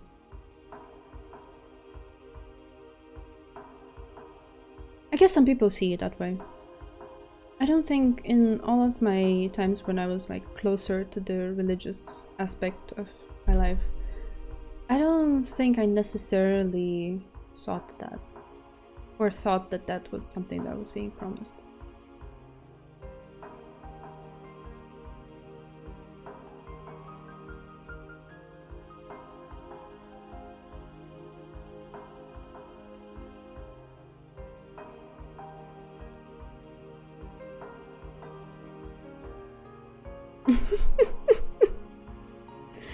Oh, guys. The power you want is not external but internal. In that sense, it can deliver it. I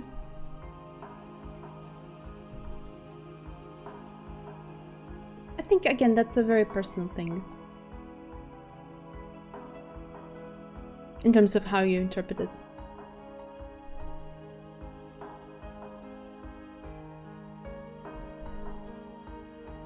External power won't solve your problems. It's like looking for sadness fragments inside of happy ones. No matter how many happy you get, if you only pay attention to the sad ones. It was literally what Maria was talking to NJ about a little while ago. I'm not sure, because I'm not entirely knowledgeable what Bea is referencing in terms of power. Maybe it's also because I didn't really lean so much into all of the teachings, and I'd never read the Bible from beginning to end. To me, my religious period in my life, or like when I was closer to all of those things, it was all about seeking some sort of meaning and trying to learn how I could be a better person. But not for some reward or anything, just for myself. That was literally all of it.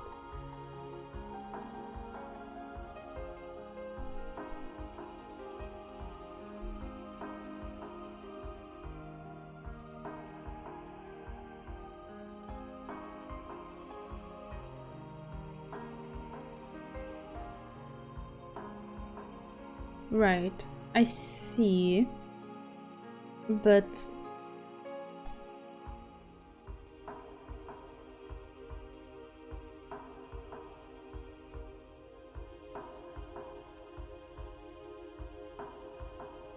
I would interpret that as the power of your own convictions and your perception of life in your worldview. At least that's how I would take it, Bea. Not necessarily about material possessions or power or, you know, gaining physical things. See the bluebird for what it is ties into this too. Oh yeah, you sent me the thing about the bluebird. I didn't manage to reply. I quickly read the wiki, but I didn't really feel satisfied with the summary there. It made no sense. It was so brief and jumping from one point to the other. I would need to look into something a bit more in depth about it to understand what it meant. Bible, what's that? Is that edible? My level of Bible knowledge? I'm not very far from that, to be honest. I'm not. Like, I just, you know. It's a few parts of it I'm knowledgeable about, but that's pretty much it. Hiding from religious discussion. Nice weather here. I don't necessarily mean it to be religious. As someone who used to be very religious, I didn't get any connections from Umineko unless you count religious obsession with the series. Good one. Weather is amazing here. 23 degrees during the day. Yeah. Today I woke up to a thick mantle of fog.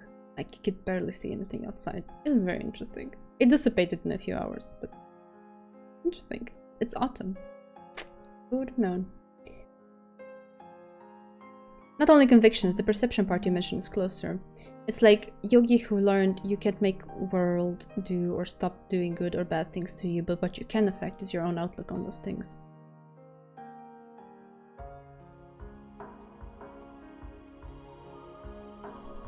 In the Bible, people pray to Jesus and their dead loved ones get resurrected literally.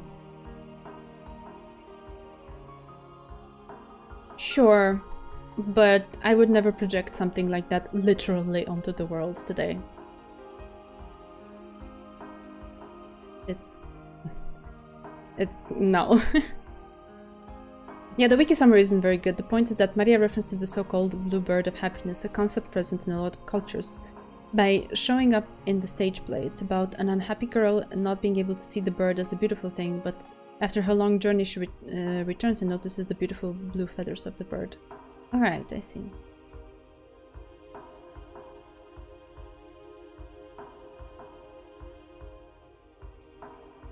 Unhappy girl not being able to see the bird as a beautiful thing. Right, so you meaning like her experiences eventually brought her to the place where she can notice it. Kinda like Karon couldn't see the sea as blue. Is that also something along those lines?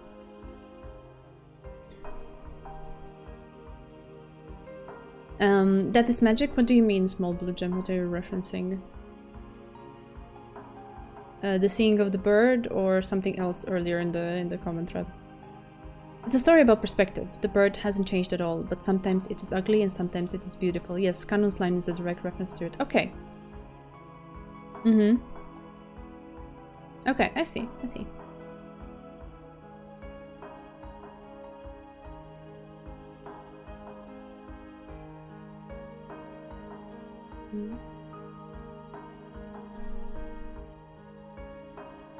Hmm.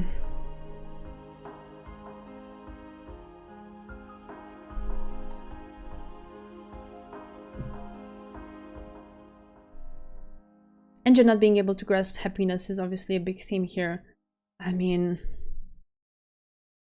it is, sure, I agree, but I feel like that's such a far goal. She has a bunch of smaller goalposts to reach before she can even begin to work towards grasping happiness. I think this was very heavy because it's not like we didn't know them, that she was struggling with those things, but it highlighted them so prominently. And not just the fact that she's struggling with those things and those feelings, but just the effects, that self-destructive effects that they have on her.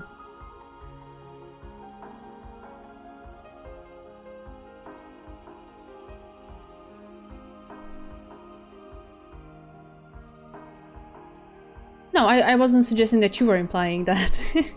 I was just saying that she needs to work her way towards a few other things first, in terms of just being able to live with herself. NJ is such a great character. Yeah, I really just want to hug her, to be honest. It made me so sad. It made me so sad. Especially because, I don't know, maybe I'm wrong, okay? I might be completely wrong, but to me it just feels like when she was destroying the sisters and everything else, she was breaking her own self apart. That's how I see it. And like I said in the beginning of the stream, I think, she is not dumb. I have no doubt that seeing the questions on the test and then just going and doing a little bit of studying, she would have been able to get the decent score. Like, her mind, in terms of being able to grasp those concepts or whatever, I don't think she would have necessarily a problem.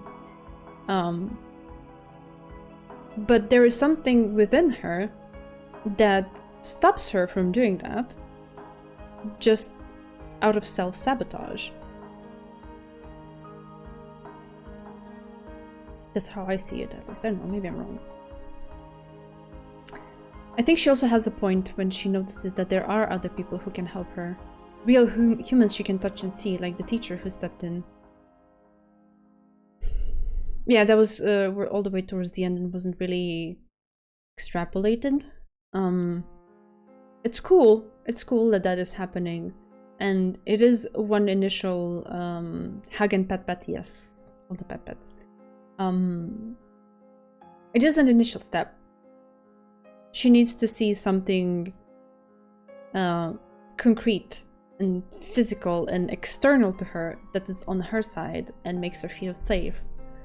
But I think where she needs to go from there is to get to a point where she can be that for herself. And that is something that is not concrete or physical or external from herself. It's something that should also be coming from this internal world of hers that is absolutely in chaos and in shambles, obviously. So it cannot happen for her now, because she just cannot do it. So she needs to be first a little bit, at least a little bit, healed by the world around her before she can heal herself. I missed your previous comment. Oh, sorry. Enjoying happiness is definitely a long-term goal. Definitely. Let's see. To say more on the outlook and internal power, if you ever had an experience where your state at the time of consuming a piece of media affected it, positively or negatively, it should be a good demonstration. I had it happen to me on multiple occasions, same work, but it might cause frustration or elation in me depending on how I feel at the time. Yeah. Yeah, this is a bit, oh man, you're talking in code and in caps. Flaunt the spoilers. No, sorry. Yeah, this is also that something, it's a bit of an extension of what I said about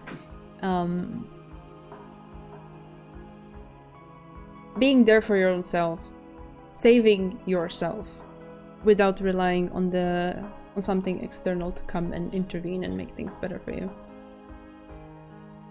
It's definitely something that I myself struggle with a lot. But I think from some of the experience that I've had in the past few years, I've already gone a long way when it comes to focusing on myself and not on what's happening around me, because I can't control what other people do or say. I can only control how I react to it or how I let it affect me. And yeah, sometimes I do let things affect me too much when it's not worth it.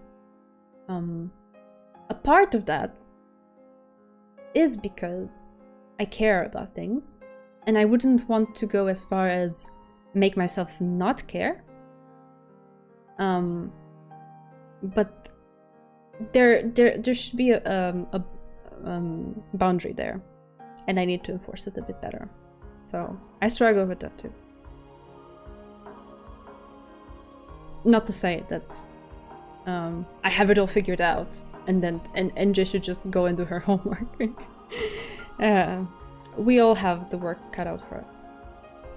We all have our own weaknesses and things that we struggle with. Sometimes people can believe in themselves until someone else believes in them. Yeah, it's true. I also had my moment in my life when I hated myself very deeply. And it was only because someone came along and loved me that I managed to surpass that.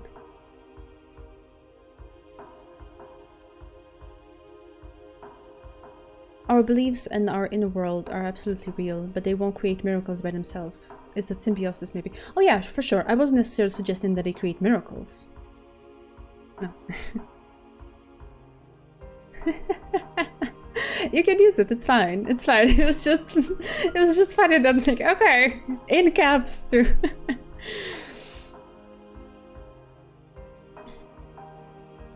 Power without intent is useless, and so is intent without power. I don't know. I'm gonna step away from that statement because it feels like a landmine for me a little bit. Maybe because I'm not sure exactly with what intent you were saying it. It's so general that I don't know where to grab it from.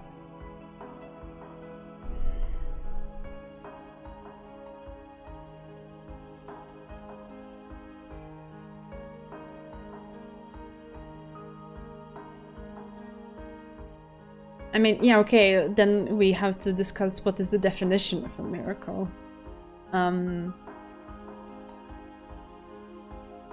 I think small miracles within us we can manage to do on a daily basis, but I was thinking more along things like, you know, bringing the dead back to life and stuff like that. You know, things where Enge's mind was going that were completely unhealthy. No. But yeah, you do raise a good point of like what counts as a miracle, what is it? Because if we can tone down a little bit the definition, then it might still be like a very high goal, but it might be a bit more concrete and more attainable.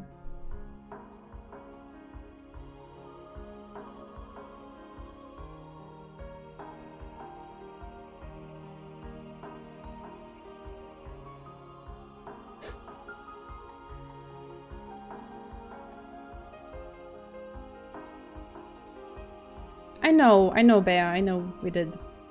I'm just discussing things from the perspective of what we saw here. I think it's way too confusing to try to put everything together given the moments in the timeline that we keep switching from one to the other. I was mostly focusing on this one. I will call Ronoe to make Enge a non-alcoholic umbrella cocktail. Great. That's awesome. I think our lives are filled with miracles every day. Yeah. Again, if you subdue a little bit the definition of a miracle and try to see the good things around you, you will find them. Tiny ones.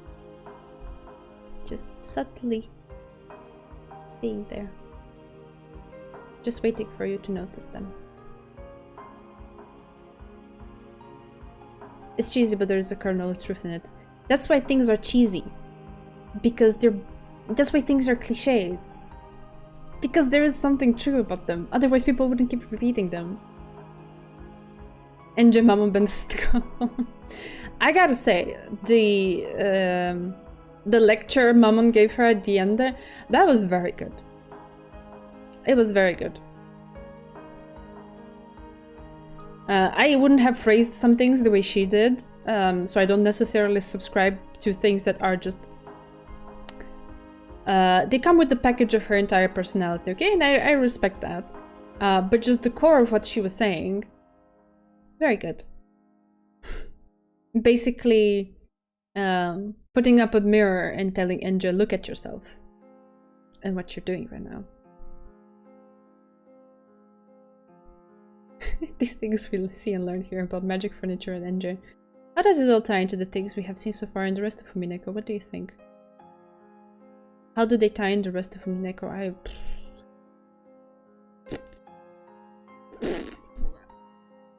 Can I say that I don't think anything right now? Because I have no clue. I'm trying to absorb as much as I can of this chapter. See if I can come up with anything. If you're asking about the purpose and the meaning of all of these experiences. They're obviously there to expand and grow the character of Enje. Obviously, she needs to go through these things to get to a point where she is the strong Enje that we want her to be. This is asking this in episode 4 so mean. No, it's not mean. I don't perceive it as mean. I think he's just curious to know where my mind is at, and I am disappointing everybody by saying my mind is kind of blank in that direction. I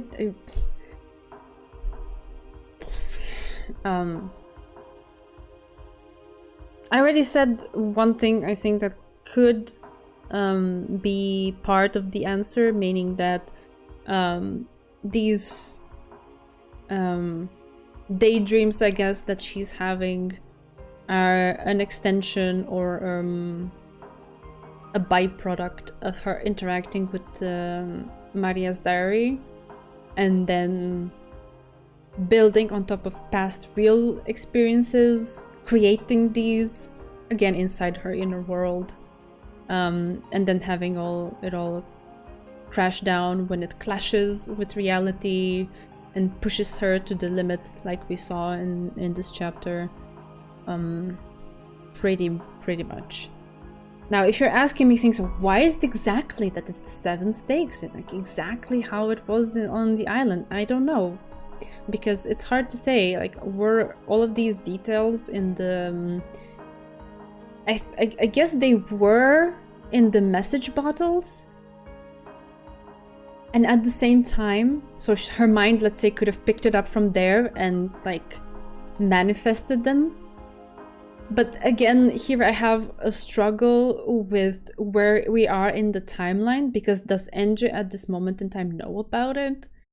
And also, maybe I got lost, but wasn't Maria turning into the witch form herself, and Saktaro getting a more human-like physical manifestation, let's say, wasn't that tied to a moment in the timeline that was further into the future than what we just saw now? So how is it that they were also projected backwards? I don't know. Could this also just be a fever dream that's tied to the meta world where she is now? Could this be, for example, an extension or byproduct of the emotional torture that she's facing from Lambda that we saw last time? And so her mind is going back to these experiences, maybe infusing them with something new, maybe mixing them up, and she's having this whole, like, bombastic, multi-layered, screwed up timeline experience all within herself, just to emerge out of it by being at a point where she can overcome the more or less bullying and cornering that Lambda was doing to her last time. Is it like a necessary thing that she has to go through to be able to come up stronger on the other side? I don't know. That's all I can come up with. I'm sorry if it's stupid.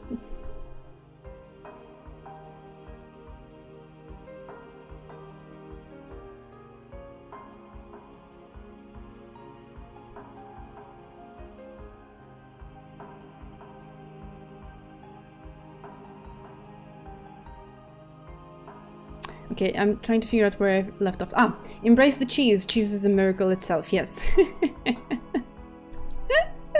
I love cheese.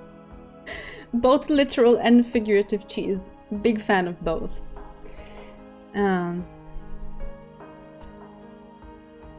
thought episode 4 is the most revealing of all episodes. Not that always, but that always depends on the reader. Zero pressure, I'm trying. I like how Neza, wary of magic, thought Mammon was going to hurt Enje somehow, but it turned out the other way around. Yeah, well... given what we've seen thus far, sure. I'm not saying that my wariness is right. I'm just being cautious. We'll see how that keeps going. It depends on what part of the story is most important to you, I guess. Okay. My question was primarily about the thematic aspects, not necessarily please solve this puzzle now. I mean, aren't those a little bit intertwined? And I think I touched upon that a little bit in my answer. Yeah.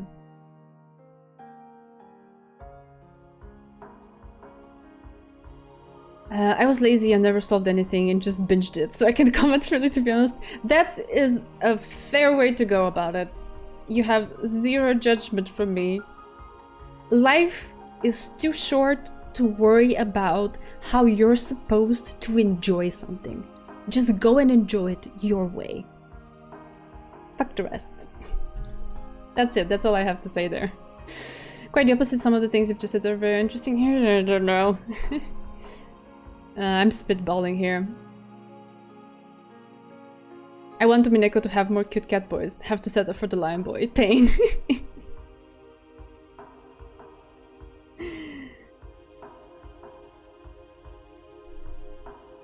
I think they are intertwined. Like, it's hard to completely isolate them from each other, isn't it? Answer arcs are going to be a blast. Okay. Hit me. I'm tired of just accumulating questions. Tired. I want to get some clarifications too.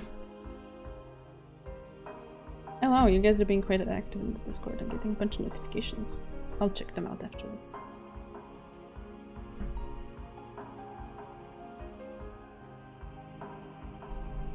Hyped to see the answer arcs. Okay. I mean, generally speaking, there's something to be hyped for in every stream that I've done so far, so...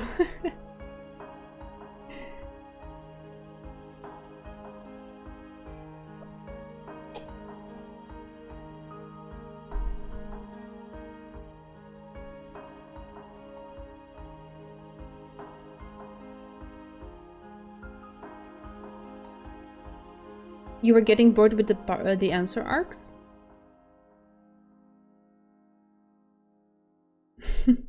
Yeah, I'm curious what that is. I noticed the title of the chapter.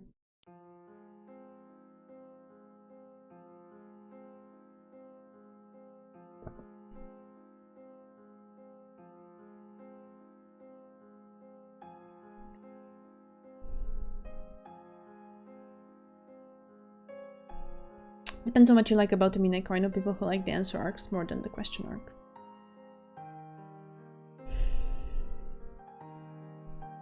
I can't have an input on that. I'm just on the question side so far. Can't compare.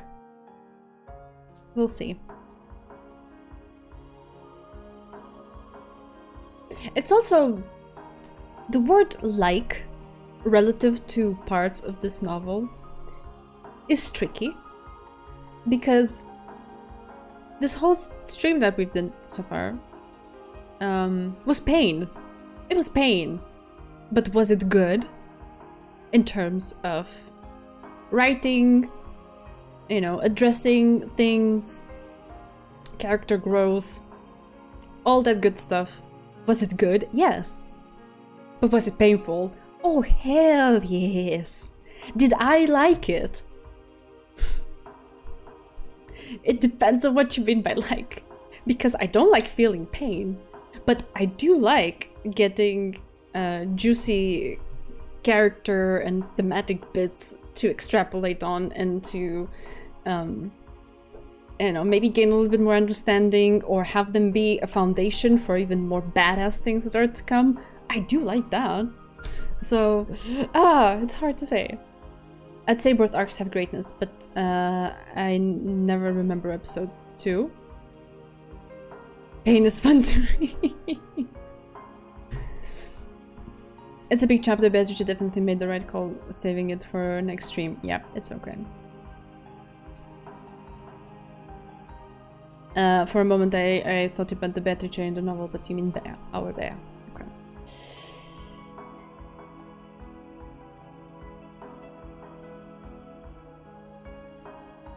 It caused sadness because you liked the character, so it came from a place of something you liked. Yeah, you see, it's complicated. Strong emotions from reading is why I read. Oh, of course. Of course.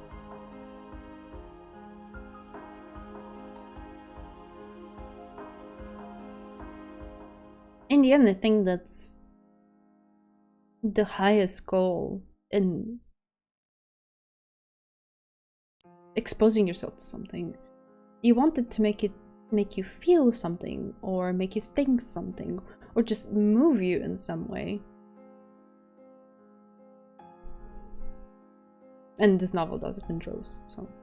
The pacing of answer arcs is slower.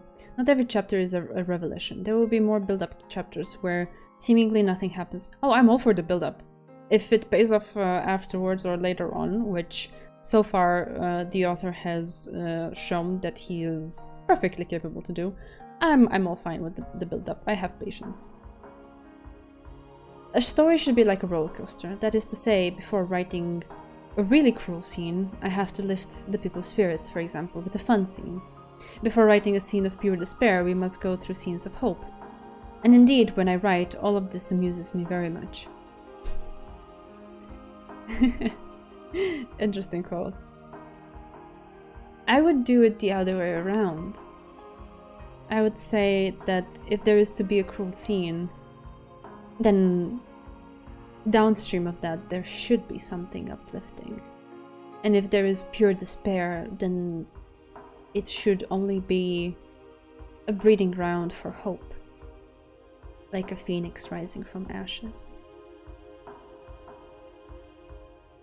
I can say that both my favorite character and favorite section is in the answer arcs, but I do think the overall quality of the question arcs is a little harder. Better, not harder. Okay, I see what you mean. In interviews, he often acts like he enjoys the cruel scenes, but you can tell that he's a very loving person. I think he enjoys them from the perspective of the experience of writing it, which I don't know how to put it into words. He doesn't enjoy necessarily the cruelty of it. He's not a psychopath. But he understands the necessity of these scenes happening. He has a point with it that maybe in the moment is not clear. And just from having the experience of putting this thing together, there is a satisfaction to be gained when you are the author and the mastermind behind it. Not that you enjoy literally what your characters are experiencing. It's similar to how actors derive great satisfaction when playing a very well-written, layered, complex bad guy. Like, it can be someone that's like on all levels that you could possibly, try to measure them, and from all perspectives that you can look at, be absolutely reprehensible. And yet, there is a certain thrill to embodying that. It's just a cool experience to have for them. And I guess this is a cool experience for the author to have when he writes it. That's always good.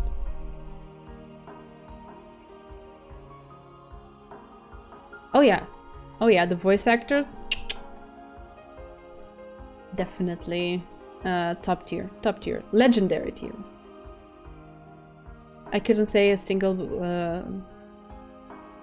thing that is removed from praise towards them. Like, no, it's amazing. It's amazing.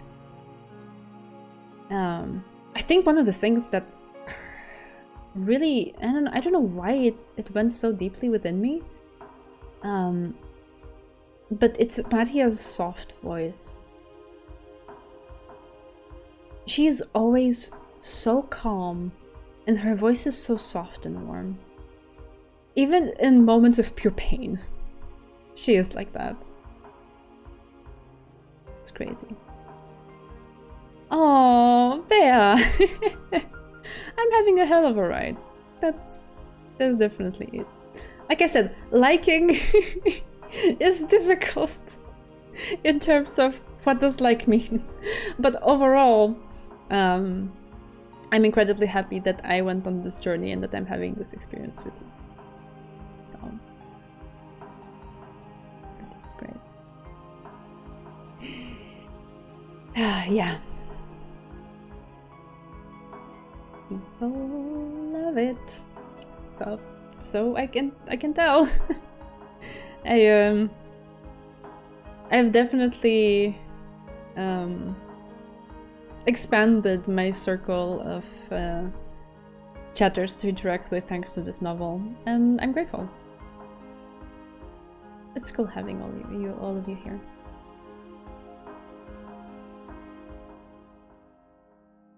Aww, those status. Oh, fuzziness. I'm feeling the fuzziness. So sweet.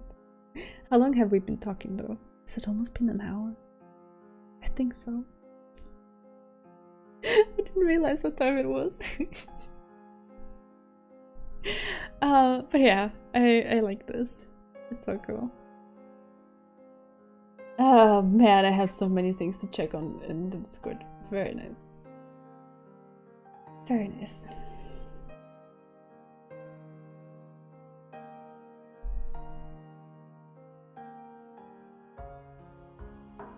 Happiness overdose. I mean, it's very much needed after what we've experienced together tonight, don't you think? Yeah, it's yeah. I hope things will be a bit more uplifting next time. You know, like I said, after despair, something a bit more uplifting.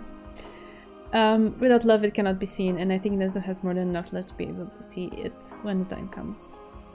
Without a doubt. See, when I talk about you guys gushing over me a little bit, like... I don't know. We'll see when the time comes.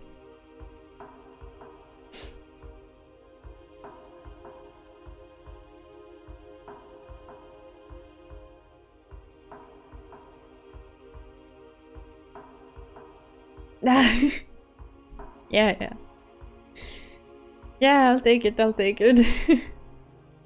I don't mean to be dismissive of your kind words and compliments. That's not it. I'm not sure what the proper reaction is. And I know from Dr. K, he's talked about it a lot. When you get a compliment, just shut up and take it. Yeah, when you get a compliment. But it's weird because then if I don't react to it, I don't want to seem entitled, like, yeah, that goes without saying, you know? So, I don't know. I appreciate the feelings behind it, though. I'm very grateful for those, thank you. Dr. K, that one therapist we all share. Oh, man. I haven't kept up that much with his content lately. I've kind of distanced myself from a bunch of things lately and mostly been in my inner world and stuff, but it's also due to the nature of the things that have been happening in my life and being busy with stuff and yeah. But he's so amazing. Dr. K, Healthy Gamer GG, yes. When taking compliments, act like Gilgamesh. Oh my god. I know you like him, Chidorin, but I can't. Yeah. The one and only Dr. K. Okay, I think tomorrow morning this is what I'm gonna do over breakfast. I'm gonna listen to something from him. Definitely. It's opened up my appetite.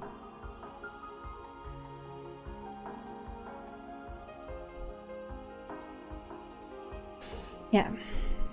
Okay. We are kind of reaching the end point of the time slot for the stream, which is great. We fit perfectly. If you cosplay Gil and call chat mongrels a full stream, I'd be very happy. Oh god. No. I've cosplayed Rin though, if that makes by extension of being from the same universe, if that makes up for it. She's so cool. There are a bunch of aspects about her personality that I wish I could manifest a bit more.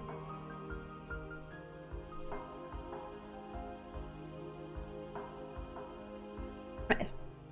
This has been really nice. And actually the music helped a lot, so thank you for suggesting that, Zeku. And I'm glad that I went back and I let it play. So we had like a soothing kind of chill vibe going. It was perfect. I appreciate you guys. Good night, Indian best girl. Yeah, I love her. I love her so much. It was so fun being her. It was. Yeah. For now, I will leave you here. I love these chatting streams. We can do them a bit more often if the occasion presents itself. Nazreen, oh, yeah. Yeah, I think I shared photos of it at some point. I can reshare them if there's interest. For now, yeah. This is a lot to take in. I think I will need quite a bunch of time to process it, so it's perfect that we didn't move on to something else immediately after it. That got a good ring to it. Aww, that's really cute, Zeku. Thank you. Yeah. Yeah, I appreciate you being around for the weekly dose of Umineko. In particular because last night was kind of out of schedule, but you still managed to get here. I will never ever take for granted your presence and your wholesomeness and just the magic that we make here together. And looking forward to more of it next week when we continue with this. Umineko levels replenished, yeah. Yeah, and next week, as per usual, we will keep to the regular schedule of Tuesday and Thursday, same time as always. Yeah, take care, have a good night, and a restful weekend. A peaceful one, if that is what you need in your life right now. And I'll see you with replenished batteries and bracing for more pain, I guess. Or whatever it is to come next time on Tuesday. Love you all. Bye bye. Good night.